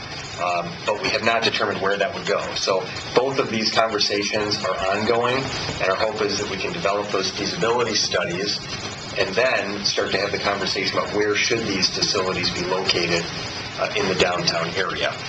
Should a courthouse go at the Butterfly Lot? Should it go in the City Hall block? Where can it exist, and how do we get the approvals? If it's going to be on the City Hall block, will the City of Eugene support that? In addition, we're contemplating private development projects, including the Six and Oak project and the EWEB properties. So we're trying to have an open conversation and allow the best solution to evolve through a thoughtful process, engaging a number of partners at the table. So I just wanted to thank you for that comment and reiterate that there is a lot of work that's going in. You may not have heard that publicly, but there's a lot of work on both the courthouse and the public market conversation that's being had. I'm going to interject for a second. We have a lot of county staff here. I think the discussion has gotten into things that are well beyond the 15-16 budget document that's under consideration, and so I'd like to kind of refocus on that in respect for the people that are here. Go ahead. No, and I appreciate that comment, and I think just to keep it focused more on the budget side, and that is, I believe Wayne County will have the chips and the leverage on making those decisions on exactly where the courts are going to be. We will drive the bus on this one. Thank you. Then I have any other questions? I have a quick question. Mr. Mokler-Heisky. Brian mentioned borrowing to do some of the things he's working on. You have indicated that you're going to take some one-time money, SRS money, and pay down debt. Would you care to comment about why we're taking on some new debt at the same time we're paying down debt, and what your criteria is for those decisions? Sure. Well, we're not taking on new debt. I think Brian's comment was that we have reserves in place in the capital projects funds in the event that we would need to take on debt for certain projects. The courthouse is certainly an example of a major facility need that we have, that certainly one solution to fund the county's portion of that cost could be debt. It's my view that you consider taking on debt obligations for a few reasons. If there's a low interest rate environment, if you have dedicated revenue to pay off that debt, if construction costs are reasonable or low, and if you have operational needs, you have an opportunity to improve or create more efficient operations, and if there's a demand from the public for those. So I think all those things have to come together depending on what the project is, and debt is certainly a viable option and a responsible one in the right place. What we're saying with the existing SRS is we don't believe that those resources are consistent ongoing revenue like property taxes or other local fees and taxes would be. So let's take those what has become more one-time resources, and let's invest them in paying off existing debt of 3.74% in the road fund and the general fund, and then free up operating resources over the long term. Okay. So it's a good question, and hopefully that message doesn't get confused about. We're not saying that debt is bad, and we will never issue debt. We just are going to make sure we do it in a responsible way. And if we have one-time resources, let's try as much as possible not to put them towards operations and start paying off one-time expenses. Okay. And with regard to the one project I made reference to the criteria that Steve made reference to, we had a unique opportunity. We had some QECB bonds, Qualified Energy Conservation bonds, that we had allocated to us that were kind of sitting in our the right to issue them with some favorable terms for issuance. And so we partnered with ODOE. We had our bond counsel look at those and say, is it more advantageous for you to issue them yourself? But we found that going with the ODOE and as part of a larger bond issuance, they're able to spread the fixed cost over a larger pool of bonds. We got a better deal that way, and it turned into a very low interest loan. And so it was almost, although we could have paid for the project out of the capital fund, between the cost of money and the loan terms we were getting, it was an attractive opportunity for us. So that's kind of the unique situation we were in to pursue that. Thank you for the question. And I might add it too, that the energy savings and the cost savings almost services the right. Yeah, so that's an important piece too. Okay. Last follow-up question. Just really quickly, when you talk about spending reserves, I assume that's above the 5% minimum you're required to keep. Is that right? Always. Yeah. Okay. Thank you. Thank you, Brian. Information Services. Mr. Finch. Good afternoon.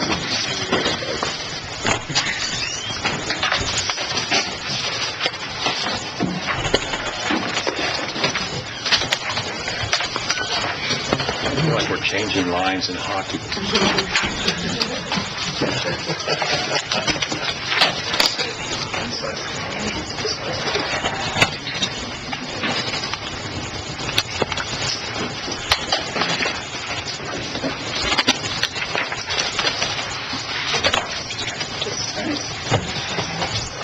So good afternoon, Commissioners and Budget Committee.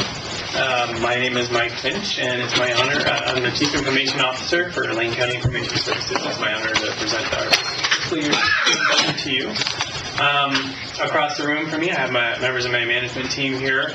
I'm going to introduce them more with their divisions, but I have Jim Marks in the back of the room there with PMO, Lauren Blythe with Enterprise Applications, Sean Scally with Security. I have Kelly Barlow here, who is our management analyst, and will be here for any detailed questions if they come up. Melissa Crane is our GIS manager. Ren Pond is our administration and client system services manager. Kay Youngblood, who is our network system services manager, and Brad Welch, who is with business applications. So with that, go ahead and, scoot to the agenda. So today I'm going to be talking about our strategic plan. I'm going to go over the IS department structure, talk about collaboration and partnerships, current year successes. I'll talk about the budget overview and trends, and I'll talk about fiscal year 16 challenges and then planned projects and opportunities.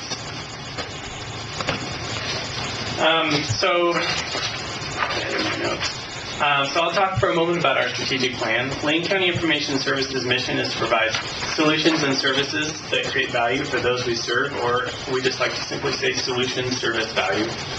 And ultimately, IS exists to support and facilitate all county and regional technology services, and this slide demonstrates how our strategic initiatives fit into the county strategic plan. For example, under Ensure Equity and Access, IS has a significant role in standing up a new county intranet site.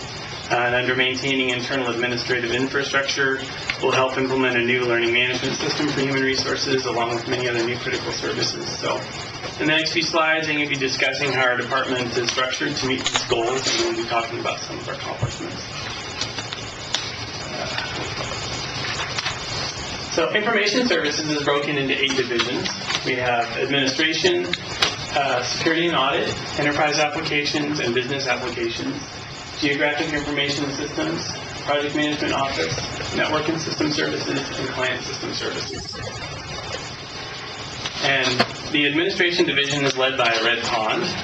It's made up of the dedicated folks that keep the department running smoothly, all while providing direct customer-facing services to all Lane County regional customers as well, including door access and facilities health call taking.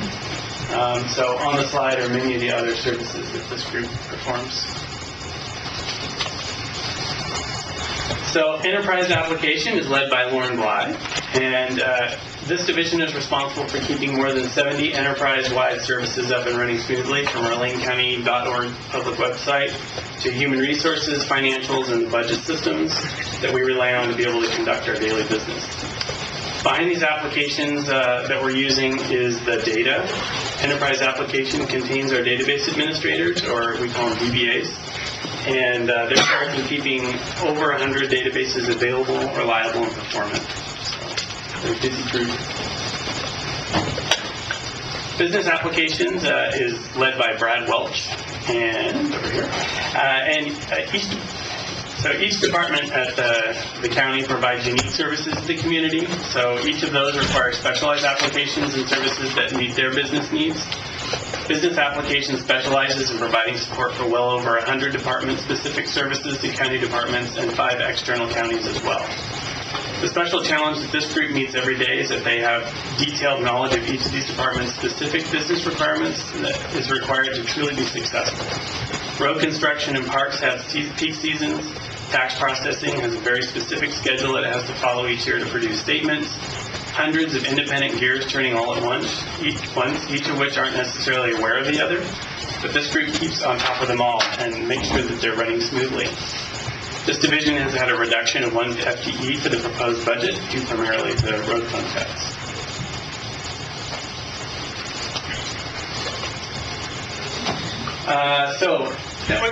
Under the leadership of Kay Youngblood, the NSS team, as we call them, is responsible for the reliable operation of all our shared services, not only for Lane County, but the City of Eugene, Springfield, Lane Council of Governments, and Eugene Water and Electric Board, among others. These services include data center operations, engineering and maintenance of over 500 servers, backups, disaster recovery, network and cabling across Lane County, not just in our facility, but all across the county. And this group is an essential part to play in keeping everything up, from email and phones to fire, police, and 911 communications. Client System Services is also led by Ren Pond, and also our new technical supervisor, Robin Ripster. And these Client System Services handles over 15,000 service requests each year for over 4,000 end-user devices, peripherals, office productivity software, and much more. This group also ensures the timely installation of technology equipment as it ages out through our PC replacement operations. And what's interesting to note is that just over 10 years ago, the number of devices at the county was under 2,000, and all of them had a very standardized operating system and configuration. That's definitely no longer the case. We have a sea of mobile devices supporting Android, Apple, Microsoft operating systems, and dozens of hardware options. So many more devices, much more diversity in their configuration.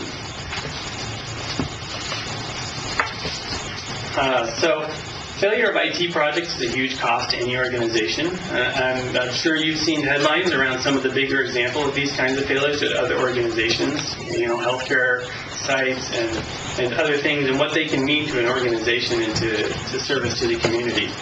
The top reasons projects fail are due to incorrect requirements, scope creep, over-allocated resources, poor communications, unreliable estimates, lack of risk management, and the list can go on from there.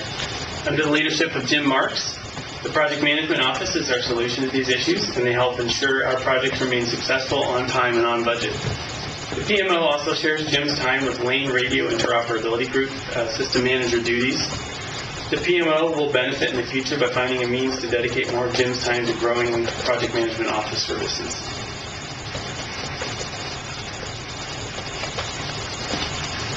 Security and Audit Division was eliminated in the fiscal year 12-13 budget, with only absolute essential services provided from staff and other divisions remaining. This left the county in a very vulnerable position with regard to security. This division was resurrected in fiscal year 15, and a security manager position was established thanks to external revenue and without impacting county-wide budget. This now makes it possible, under the leadership of Sean Scally, for the first time in many years, to proactively assess and address security concerns, provide audit reporting, and make regional networks and systems more secure. A few small examples of what we need to address include implementing least privileges on our workstations, locking down unused USB and network ports, providing departments with regular PC inventory, internet usage reporting, and incident management program, and just to name a few. To talk about regulatory compliance, you see some of them up there. Health Information Portability Act, the Criminal Justice Information Systems, CJIS, Payment Card Industry. Many of these regulations didn't even exist a decade ago, and now they're getting bigger by the year as we face increasing threats. Something interesting to note about these is in some of the stricter ones, including CJIS, to be compliant, you must be running supported versions of all software. So even running Office 2003 would not be acceptable. And downloading freeware that doesn't have support behind it is not acceptable. So we go out and take it for granted at home. We can download these tools and use them, and we click the little box and nothing bad happens. Here, to be compliant, we can't do that. And one of the reasons we regulate software coming in is because of those little end-user agreements, which our users really can't commit the county to when they sign those. So anyway, this division is very busy. So this slide lists the many services our Geographic Information Systems Division, or GIS, we call it, is responsible for, led by Melissa Crane. They produce and maintain mapping data and mapping applications that are critical for our Public Works, Sheriff's Office, A&T, and many other departments, as well as several other communities and counties across Oregon. This division will have staffing impacts due to road fund cuts this year. Although we aren't cutting positions, they will be impacted with how it happens. But I'll be talking actually more about the GIS programming in the coming slides. So effective services through collaboration. So you've seen our division structure and how we do things, but a key to how public sector delivers cost-effective, reliable services is our commitment to collaborating with other organizations and groups. What I've learned over the years in public sector work is that unlike my experiences in private industry, where success is based on competitive advantage and proprietary knowledge, success in public sector organization is completely the opposite. Success at Lane County government, our community, and beyond is driven by how well we share and collaborate. Collaborative relationships is how governments gain advantage in innovation to achieve our goals faster for less cost with better outcomes. In other words, it maximizes the value of money. This slide lists many of the organizations we've participated in and provided presentations to.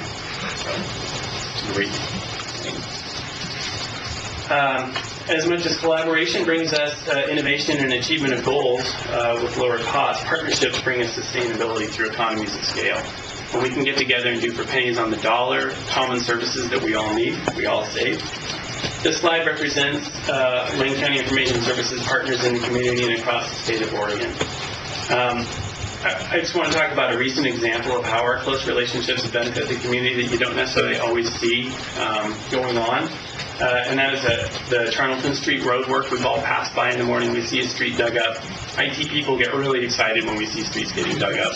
You know, for most of us, it's a hassle or an interruption to our daily commute. But because Lane Transit District, LCOG, and the City of Eugene and Lane County all keep each other in the loop. While that street was open, we were able to drop in a new fiber connection to the Charnelton building right there, which gives us a redundant loop. And because the street was already open, it saves us tens of thousands of dollars in having to do that by digging up the street just separately for that project. So we just really work to maximize the opportunities that come along for any given project. Current year accomplishments, this is just a few that we played a role in. When I share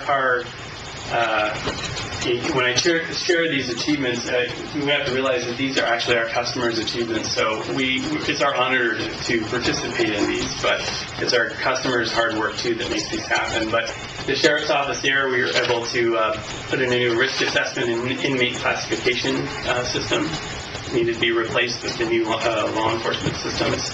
We're replacing the jail video systems.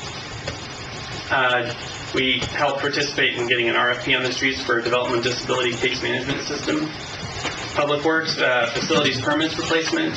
Weather event response coordination system, WORKS, through our GIS program. It's interesting to know that WORKS has actually been noted by our GIS tool vendor and received some nationwide attention and publication.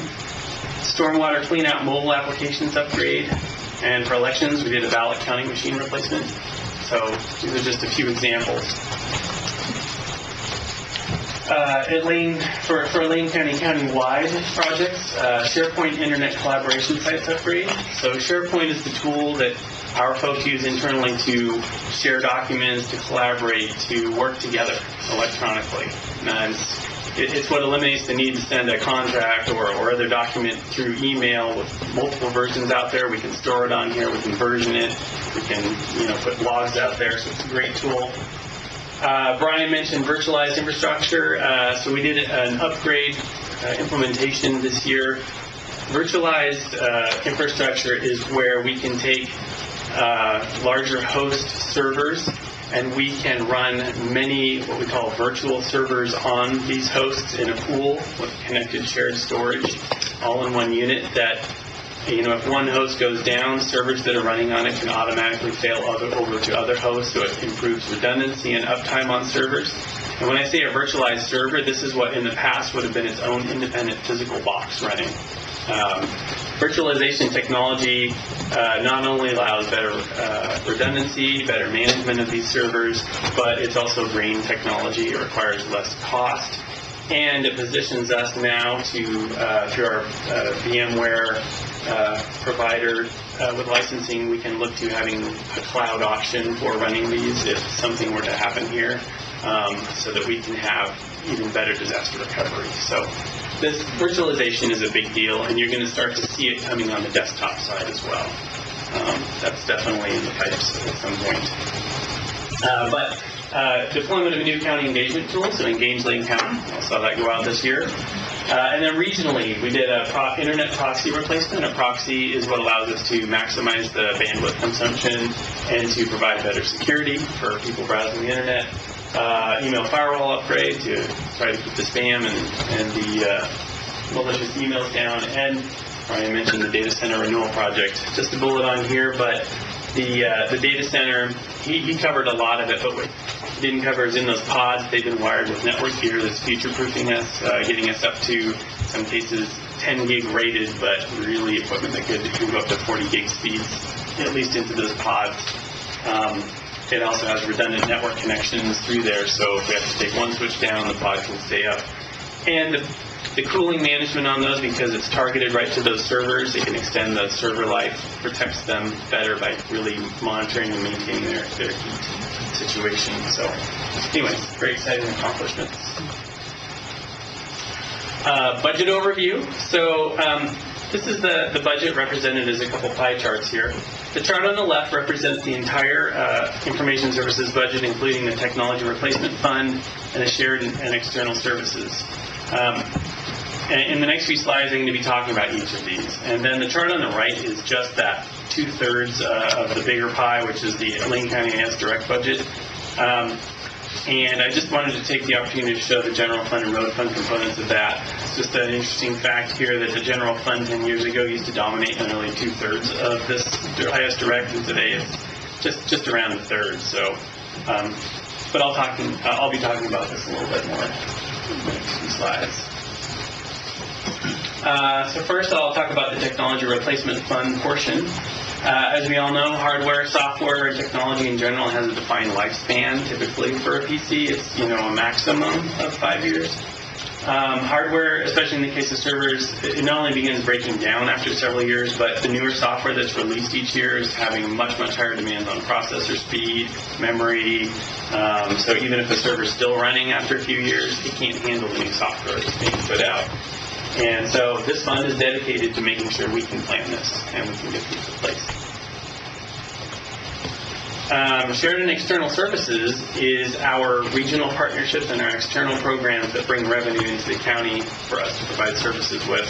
And regional shared services, I'll talk more in just shortly, but telephones, data center, backup recovery, internet bandwidth, I kind of listed a few of these. And then our external services, which is GIS, tax map applications, we have tax system support, we have LRIG system manager, and we've added help desk services in the current year, so this is very exciting.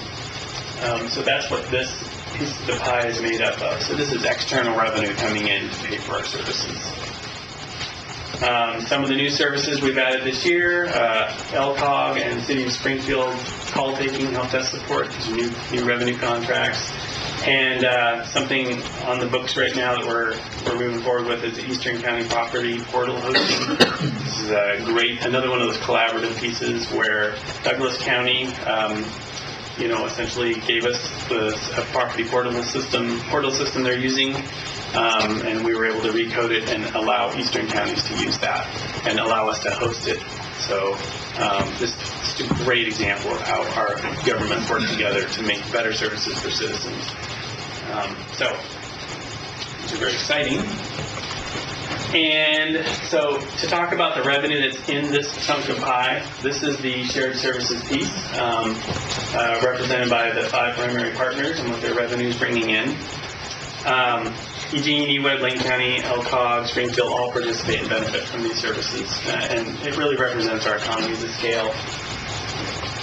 This slide is very busy, but I just wanted to talk about that revenue and what services it brings.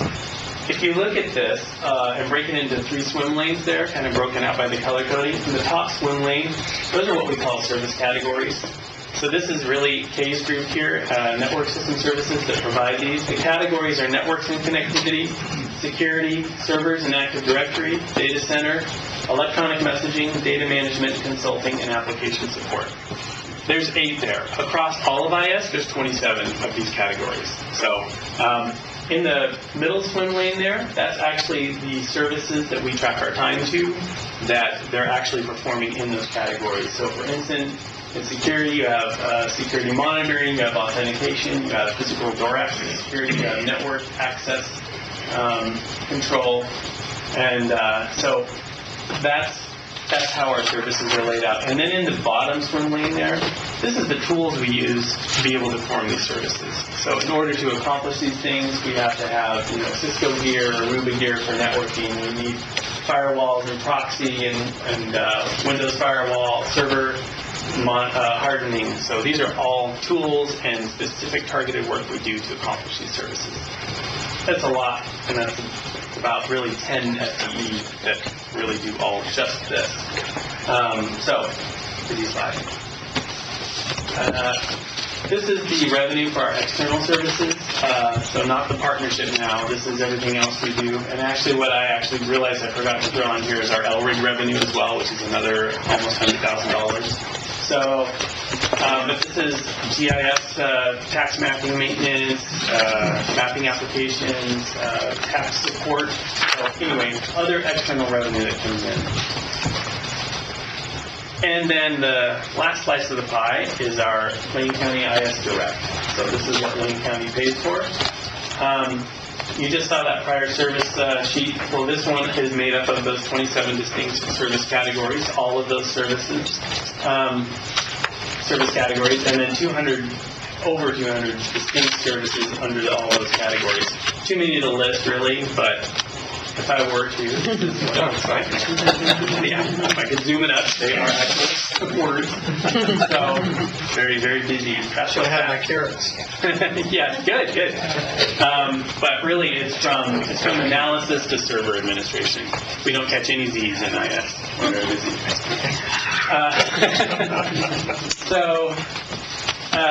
The next slide here, this just takes that IS Direct pie and it breaks it out across all the funds. So you can see, just get a rough idea for FY16 where that's going to come from. As I mentioned before, you see in the next graphic, I'm going to show the road fund portion of this. I'll just talk right over to it here. So across the last the 3 fiscal years plus the proposed, this is the road fund component of that. You can see it continues to track down. We had a nice significant drop this year. That's really a couple $100,000 tied, one, to the cut in the programming position, but also significant savings that GIS continues to be able to provide because they are externalizing, getting more revenue. The GIS slide is really dramatic here. GIS services and road fund. If you look at the chart on the top there, that is showing the overall makeup of the GIS budget, and the blue is road fund. And then as you move across through the fiscal years, you can see that road fund goes from being almost 100% to being less than a quarter of the GIS budget. So to kind of put that into dollars, though, if you look to the green chart on the bottom left, That is showing external revenue growth in fiscal year 12, around less than $10,000, and in the current year, almost 100. So, real testament to that powerhouse that is GIS and the great work they're doing to diversify our program. And then conversely, the very bottom right chart there is showing, again, that road fund component, and you can see how it goes from almost $500,000 in fiscal year 12 to less than $200,000 today. So really, really spectacular success story. And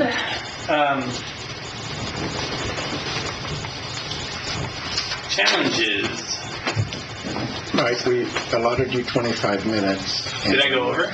We are right at 25 minutes. So. I just have 3 slides. So I'll go really quick. I do want to address this really fast, though. Windows Server 2003 end of life, Windows 10 release, Microsoft has announced the sunset of Internet Explorer, increased demand for workforce mobility, increased need for mobile access to public-facing services, and, of course, regulatory requirements. Highly competitive IT job market. We've had vacancies this year. Vacancies are a particularly scary thing because it means work we had to get done this year that did not get done when we have resources. We are actually cutting programming staff next year, and we still have a pile of work we didn't get done this year. So very scary in the face of an onslaught of new productivity. So quick slide just to show that. It's a fun one, but need to stay current, trust and compliance, vacancy backlog, and then IS is typically expected to be a very responsive organization. We're doing stuff now, we need them now, and kaboom. So the good news is we have opportunities, great partnerships, engaged regional leadership, renewed data center for district for growth, external service expansion, and projects coming, internet site, implementation of new HR system modules, budget system upgrade, learning management system, just to name a few, and today. Okay. Catch up. Very short question time shot I'd like to stick to. Are there any questions that cannot go on a card? I will say we are ahead of schedule, so. Well, we're ahead of schedule, but we still have one more item, and there's no point in being here all day. So can you give a little insight into what the county and IS has done to address the increasing cyber threats that we've seen all over every place else? Yeah, so reestablishing that security division last year, or in the current year, I should say, is step one. So we've got our security manager in, we're doing assessments right now. I mean, we're always doing things. We are always making sure that we're up to date on our antivirus, our patching, our server OSs. So that's primarily one way. These conference rooms, to be compliant, we can't leave these network ports hot if they're not secured. So we stay on top of those. I know Mr. Scally there is evaluating USB ports, even in like classrooms and things. So that's an example. We are moving forward as we look at Windows 10 for these critical deployments. Does that mean in all prior iterations you have users with administrative privileges? Users have administrative privileges. That's a little scary. And then, anything in the area of, technology is great and you can do certain things with technology, but that's not the weak spot in technology. It is people and their interactions and so forth. Has the county done anything in that area with training employees about how to use technology to be more secure? Yeah, so in fact, we have, in the past, when security was better funded, we had Securing the Human Outreach, which is basically teaching people about the manipulation that they may not be aware of how, social engineering. Thank you, that's the word. Social engineering, watch out for that. If someone calls you on the phone and says, I'm the help desk, give me your password, that we would not ask for passwords. So education, outreach, yes. So you're doing those activities now, or you talked about those in the past, but are those active now? The funding was cut for them, so yes, we are bringing them back as best we can with funding. Okay. Thank you, Michael. Yep. Appreciate it. Now we know what department all the coffee drinkers were. Let's take 5 minutes. Okay. And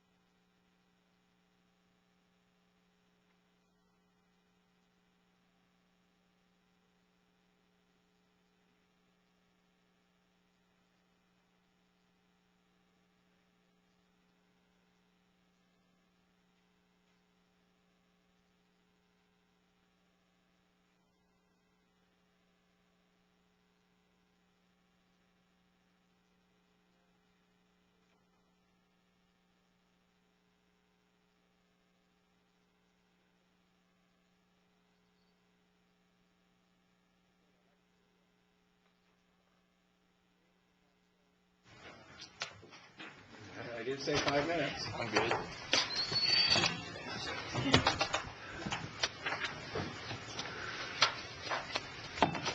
Mr. Dingle. Thank you, Mr. Chair.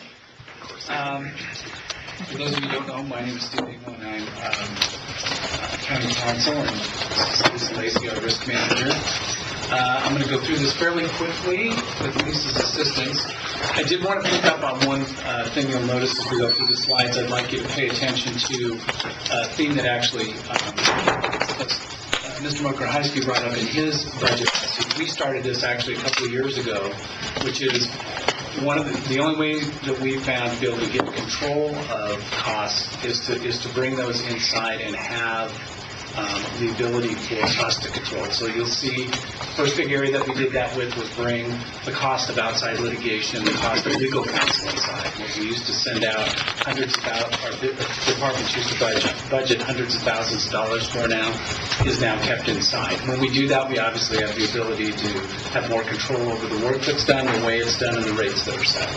Same thing with workers' compensation.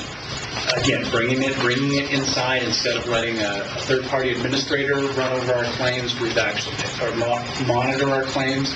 We've actually trained people to be certified claims examiners so that we can more closely watch those claims. Because obviously we have a greater interest.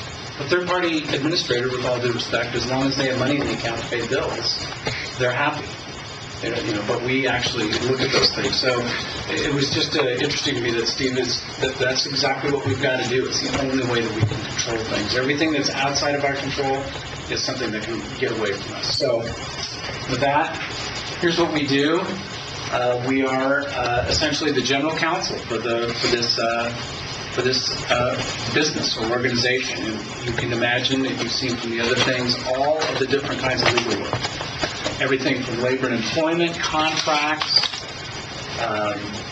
anything. We put a big emphasis on risk management and preventative stuff. I always tell my clients it is far less expensive to manage your employees by training and whatnot. Litigation is a very expensive way to run an organization or manage it. Again, having people call and ask the question and have me bill them for 0.2 of an hour, if they spend $100 talking to me and it saves one lawsuit, even internally, you'll see here can cost just in our own internal fees, as low as they are, can cost $70,000 or $80,000. So you can see it's a smart way to do business. Again, no disrespect to my colleagues in the bar. But when you're an outside law firm and you're billing a group like this for legal services, you obviously don't have an interest in controlling the cost. You have an interest in getting as much as you can. So one of the things that we've done is when we do have to go outside, we have, instead of signing open-ended contracts, because sometimes I can't do stuff, because I may have a legal conflict of interest, an ethical conflict of interest, or it's a very narrow area of the law. Instead of just simply signing a retainer agreement that says we'll pay you, I instead have negotiated flat fee contracts with these people, so we know what the costs are. Then I sit down and say, well, you do this case through this part of the case, we'll pay you this much money. We'll do through this part of the case, you'll do this much money. Through this part of the case, you'll do that much money. But at the end of the day, we know what that case is going to cost, as opposed to just sitting back and waiting for the invoices to come in. And again, because we negotiate the contract, we control the outcome. We're not at the mercy of them. So next slide.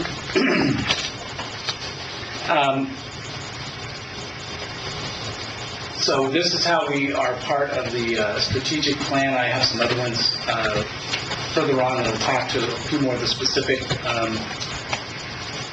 ways that we contribute to this. The big way that I see us contributing to the strategic plan is that by reducing the amount of money that's spent on workers' compensation, the amount of money that's spent on litigation, the amount of money that's spent on outside claims, frees up resources that could be better used somewhere else. So all of the money that we save by those efficiencies, we provide as mostly an internal service, frees up our resources that could be used somewhere else. I can't read that. You probably can't read it. But that's a strategic plan. It's just so small. My eyes are horrible. So here are some major accomplishments, and I'll show, and I can talk about some of the numbers in this. Defense verdicts in 2 jury trials, I can't remember. I think that the 2 combined prayers in those things were over $500,000. But because we handled the litigation inside the house, there's a slide there that will show you the amount of savings that we saved just on attorney fees. In other words, how much less we paid as a result of, because Sebastian and I did the work as opposed to an outside lawyer. I'm extremely proud of our public records process for those who've been around a long time. We have really streamlined that. It is very efficient. We are very transparent. We're very responsive. The vast majority of requests that people make for public records, Audra Stewart does a fantastic job in my office. The majority of those things are responded to within a week and are provided free or at very little cost. Many times, literally, the people, because we get a lot of routine requests for the same thing, a piece of the APM, some other document. Audra goes to that, says if you're willing to accept it electronically, here it is attached, and sends it back. I mentioned the workers' compensation program. We're self-insured. We are reducing the administrative costs of that because we have our claims examiners, and most importantly, we are processing claims. You'll see I think we have a slide later about one of the legacy claims, the stuff that we... What's in my talking points? I need help. So our workers' compensation program had kind of languished for a while. So we took a look at it. It was a big cost driver. We went out and got 3 of our own people certified as claims examiners, and then we started literally processing through the cases. And what we found is that because it was sort of on autopilot, we were paying people time loss that were retired. We had accepted very generic injuries that were very expensive. In other words, the example I always give is somebody had what we should have accepted was a twisted knee. We accepted a knee that turned out to be a degenerative arthritis knee. So we had to end up paying for example, a knee replacement. Why is that significant? Well, if it's an occupational injury, we pay dollar for dollar, 100%. But if that is a non-occupational injury, that means that they would pay for it through their medical insurance. So we wouldn't pay $25,000 for the knee replacement. So it's very important that we get a handle on those. Lisa is one of those certified claims examiners. They went through and looked at these incredibly expensive, long-term legacy claims, we call them. You may not know this, but when a worker becomes injured and you're the employer, you essentially own that injury for the rest of the person's life. That's the system. We looked and we were just literally just paying out.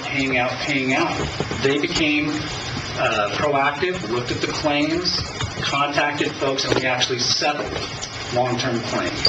Things that were forecast to cost $400,000, $500,000, $600,000, $700,000. We got out for $100,000 and some $1,000. Again, just smart business. Instead of just writing checks year after year after year, we looked at it, we're paying for those in today's present dollars, we're done with them. So we're saving money there. The contracting process, again, very important part of what we do. It has been substantially streamlined, and one of the reasons we've had to do that is that there have been positions that have been eliminated. We no longer have a purchasing officer.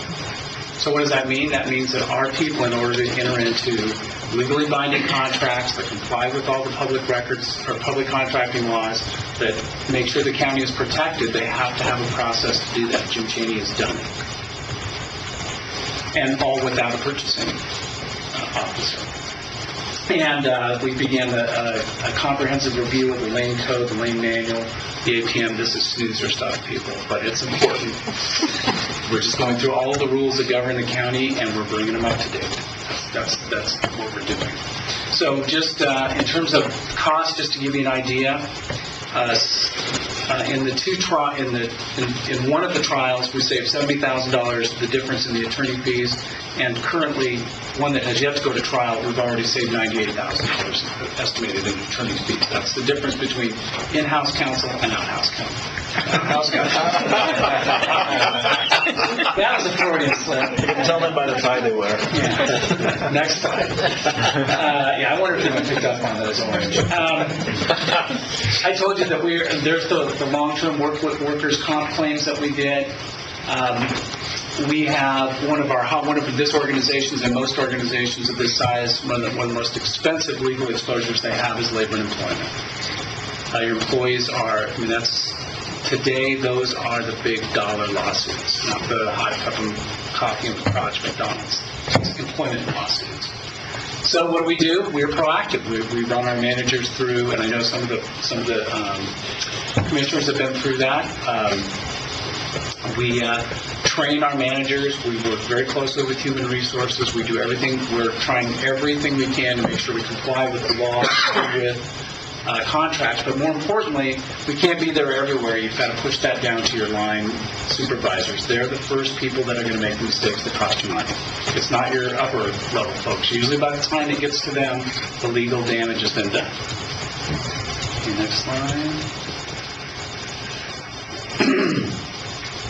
The other thing we've done is we've tried to leverage the resources that we have. It would be nice. I'd love to have a full, complement of all the different kinds of lawyers that I need and all the folks that specialize. They're expensive. You've seen what the TCP is for folks for attorneys. So how do we manage that?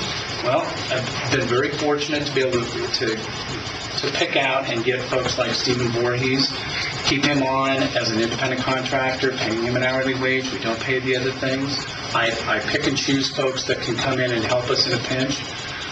We also need to build, part of that too is looking for folks that are eventually going to replace. I know I seem young and healthy, but there will be a time where I'm gone.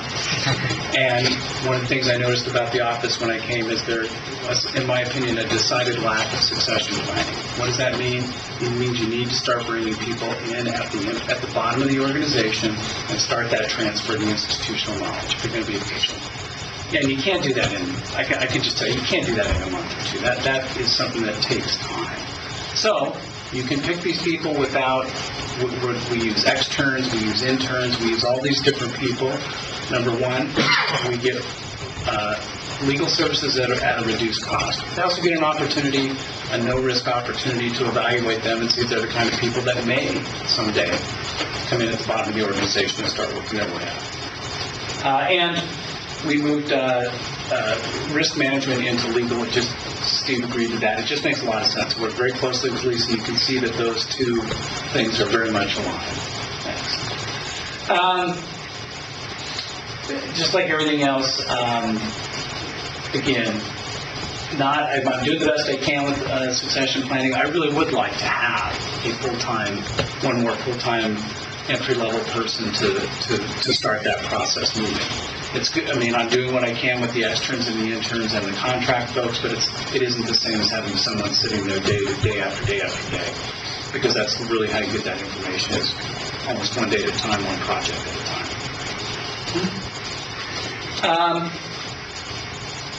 That's our vision, and again, the way I see us doing that is I try and most people don't like their lawyers. I don't know whether they like me, but I try and make dealing with me as pleasant as possible. And the message that I send to my staff and to my lawyers is we are solution-oriented. Okay? I know most people, their lawyers just say no, no, no, no, no. I do say that at times. But what we really try and do is say, how can we get there? I'm looking at Commissioner Stewart. This is a good example that comes to mind is your parade. Where was that? Walterville. Okay, we did not want to be the evil people who crushed the Walterville parade and made it the last one. So what was the issue? The issue was they wanted to put on a parade. There was some liability for the county. They couldn't afford the insurance, so instead of just that being the end of it, I'm going to give credit. Lisa came up with the right idea. We waived the permit fee. They took the permit fee and bought insurance. The parade went on. County was covered. They had their parade. That's what I mean by being solution-oriented, as opposed to just saying, unless you come up with a $4 million policy, you can't have your parade. We're not going to give you the permit. We do that over and over and over again every day. You can't. You can do this, but we need to do this to get there. That is that's my vision, and to provide excellent customer service. And I do think we're helping. We try the places that we do. We don't interact with the public that much, but we do, where we do, we've made a strong effort to provide good customer service. I told you about the public records piece. That's probably one of the most visible. The other one that most people don't realize is we're like a big insurance company because we're self-insured. We get all kinds of claims. Paint on the cars, cracked windshields, limbs that fall on, all sorts of things. And so that is one place where people see us. And my overall philosophy, overriding philosophy is, again, most people might find it to be shocking, is to be fair. If we bone, that's chair's mouth drops. No, if we did something wrong, we need to take care of it. And so it is good that we have a risk manager, because I suspect that most people, I think, are pretty happy with the service they get. I mean, they call, they have a complaint, they have a problem. We don't just get out the checkbook and send them a check. Lisa does work. She comes to me. We check out and she'll tell you that if I look at it and say, look, we own this one. Let's make it right. Let's take care of it. And if you'd be surprised, you do that up front, those people don't want to sue you. All most people want who've been damaged, just make me whole. They're not trying to become millionaires. If our truck put paint on their car and we send them to a competent place to get the paint taken off and we pay for it, that's all they want. They're not trying to make an extra money. And they don't need a lawyer because they're talking to Lisa. It's handled over a couple of phone calls or a couple of emails. And they obviously, I think that builds some trust and some respect for the people who are on the other end. We do, we don't just say it, we actually do it. So that's really all I have, unless you have a specific, do you want to do political post? Yes. Okay, no. That's pretty much something. All right, I know it's late in the day, but do you have any specific questions for me? Going on? Well, I wanted to, first of all, say thank you for the work that you're doing. You gave us an update in executive session of all the many different items that you're working on, and it's really kind of mind-boggling that you're able to manage that with the staff that you do, and in general, great outcomes. You talked about some of the money saved and what you're able to do. And hopefully we can maintain that, keep it. I'd like to, like you said, see if we can get you some additional help somehow, some way. But I suppose every department needs that. Yeah, and I do want to say one thing. I have a fantastic staff. And I think the people, I know the commissioners know this is true. I have people emailing me, my staff, Saturdays, Sundays, 10 o'clock at night. Most of them not as early as I am in the morning, but still sometime before 8 o'clock. So we're there all the time, and I couldn't do it without them. Everybody does a great job. And they're all committed to doing a good job. Just very briefly for the committee members. Not too long ago, I spent an entire day off campus with Steve and with Sebastian in the department. Got to know them beyond what we hear in executive session, and it's remarkable the efficiency with which they operate. And Steve talks about how much money he's saving. I think he's underestimating how much money he saves for the people of Lane County. So it's remarkable just seeing them at work. Okay. All right. And go Bees. Thank you. Oh, Yeah. There's got to be some extensive grilling down here about the color coordination, but there won't be. I just want to say that... strictly coincidental. Yeah, coincidental. Go Ducks.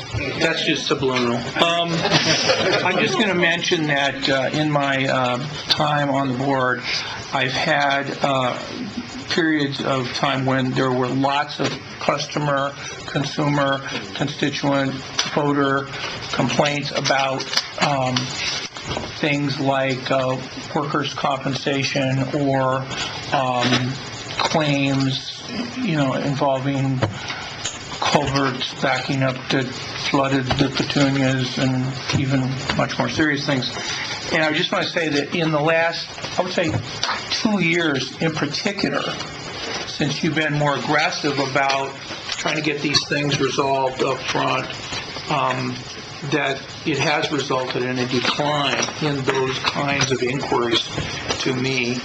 I don't know about the other commissioners, but to compare that with other periods of time, comparable 2-year blocks of time, today compared to 2 years ago, compared to 2 years before that, I would say that those are two areas where it's really gone down, where it's been handled. Obviously, it's being handled before the level of frustration reaches the point of, I'm going to call, my commissioner, or more often, I'm going to call my brother's commissioner, who is, I'm that person's commissioner. So I would say that is a anecdotal approval and feedback for what you guys are doing. And that is one thing I do want to mention, too, about the workers' comp program. We've been able to very much improve, which is a critically important part of that program, is service to our employees. Remember, our employees are the people who use that. It makes such a difference to have the workers' comp administrator, who's a claims examiner, to help walk folks through that process, because it is Byzantine, and there's forms, and there's deadlines, and that is something else that really I'm very proud of. That helps folks get what they need, be it the time lost, be it the medical bills paid, whatever it is. So that's another key part. It's not just save. I don't want you to think we're just out there trying to save money. We're also, it's improved the response for our employees. It's a win-win all the way around. Saving money and better service. Go ahead. Thanks. So, one of the things in the budget that's helped us this year is there's been a reduction in what we're charging departments for unemployment. And has that been something that legal counsel's been involved in at your office, or is that just HR, or are you working in collaboration? It's a Commissioner Bozovich and the board. It is a collaboration between Human Resources and legal counsel. For those of you who don't know, we're self-insured. So although the checks come from the state, they send us an invoice quarterly. In the past, we didn't always, those invoices were not always carefully scrutinized. So sometimes we were paying unemployment to people who never worked for us. And then, so we cleaned up those pieces. And then the other thing is that we did not always routinely respond to the employment division and aggressively respond to claims that were inappropriate. So we would terminate an employee for misconduct. That employee would put in for unemployment. We would respond and they would get unemployment. The average benefit for so what I would say sort of our average employee is $14,000 or $15,000. You don't have to do the math very often to see how quickly that can add up. So yes, we do. We now, if we terminate an employment, or if we terminate an employee and they're not eligible for unemployment, we make the single point of contact in Human Resources aware of that. They watch for that paperwork to come through. We make sure that unemployment gets whatever that appropriate paperwork is.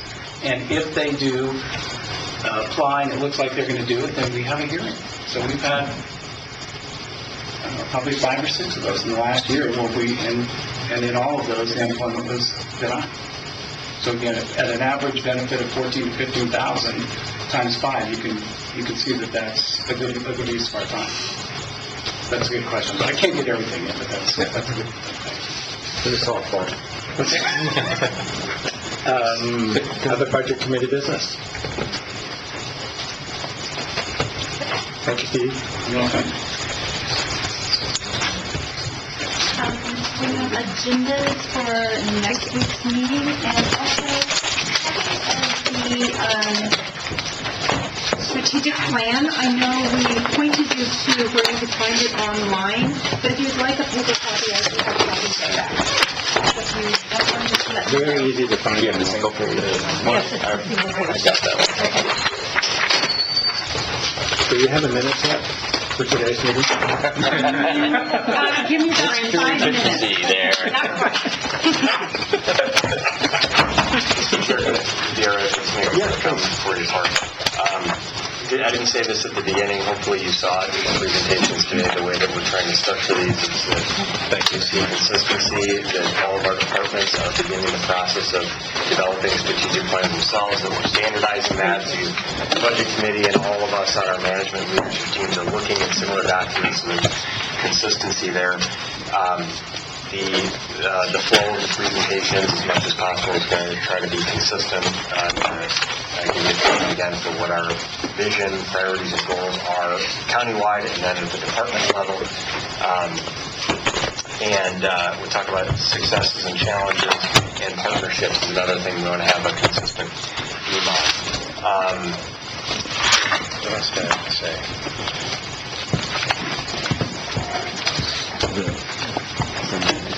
I thought there was, last thing. The way that we did this is today you heard about infrastructure. So most of the presentations were infrastructure-based. That's one of the board's 3 priorities. Tuesday you're going to hear about a safe and healthy county. So you're here, it's a jam-packed day where you'll hear about from Health and Human Services and then all of our public safety providers in the county. And then next Thursday will sort of be a general government and a focus on vibrant communities, economic development, and natural environment, as well as a number of other areas. So I just wanted to share that with you. There was a methodology to the madness of the way that we structured the committee meetings. Yes. Thank you. Thank you. Okay. Any other committee business? Comments for the good of the order? Then, see you next Tuesday.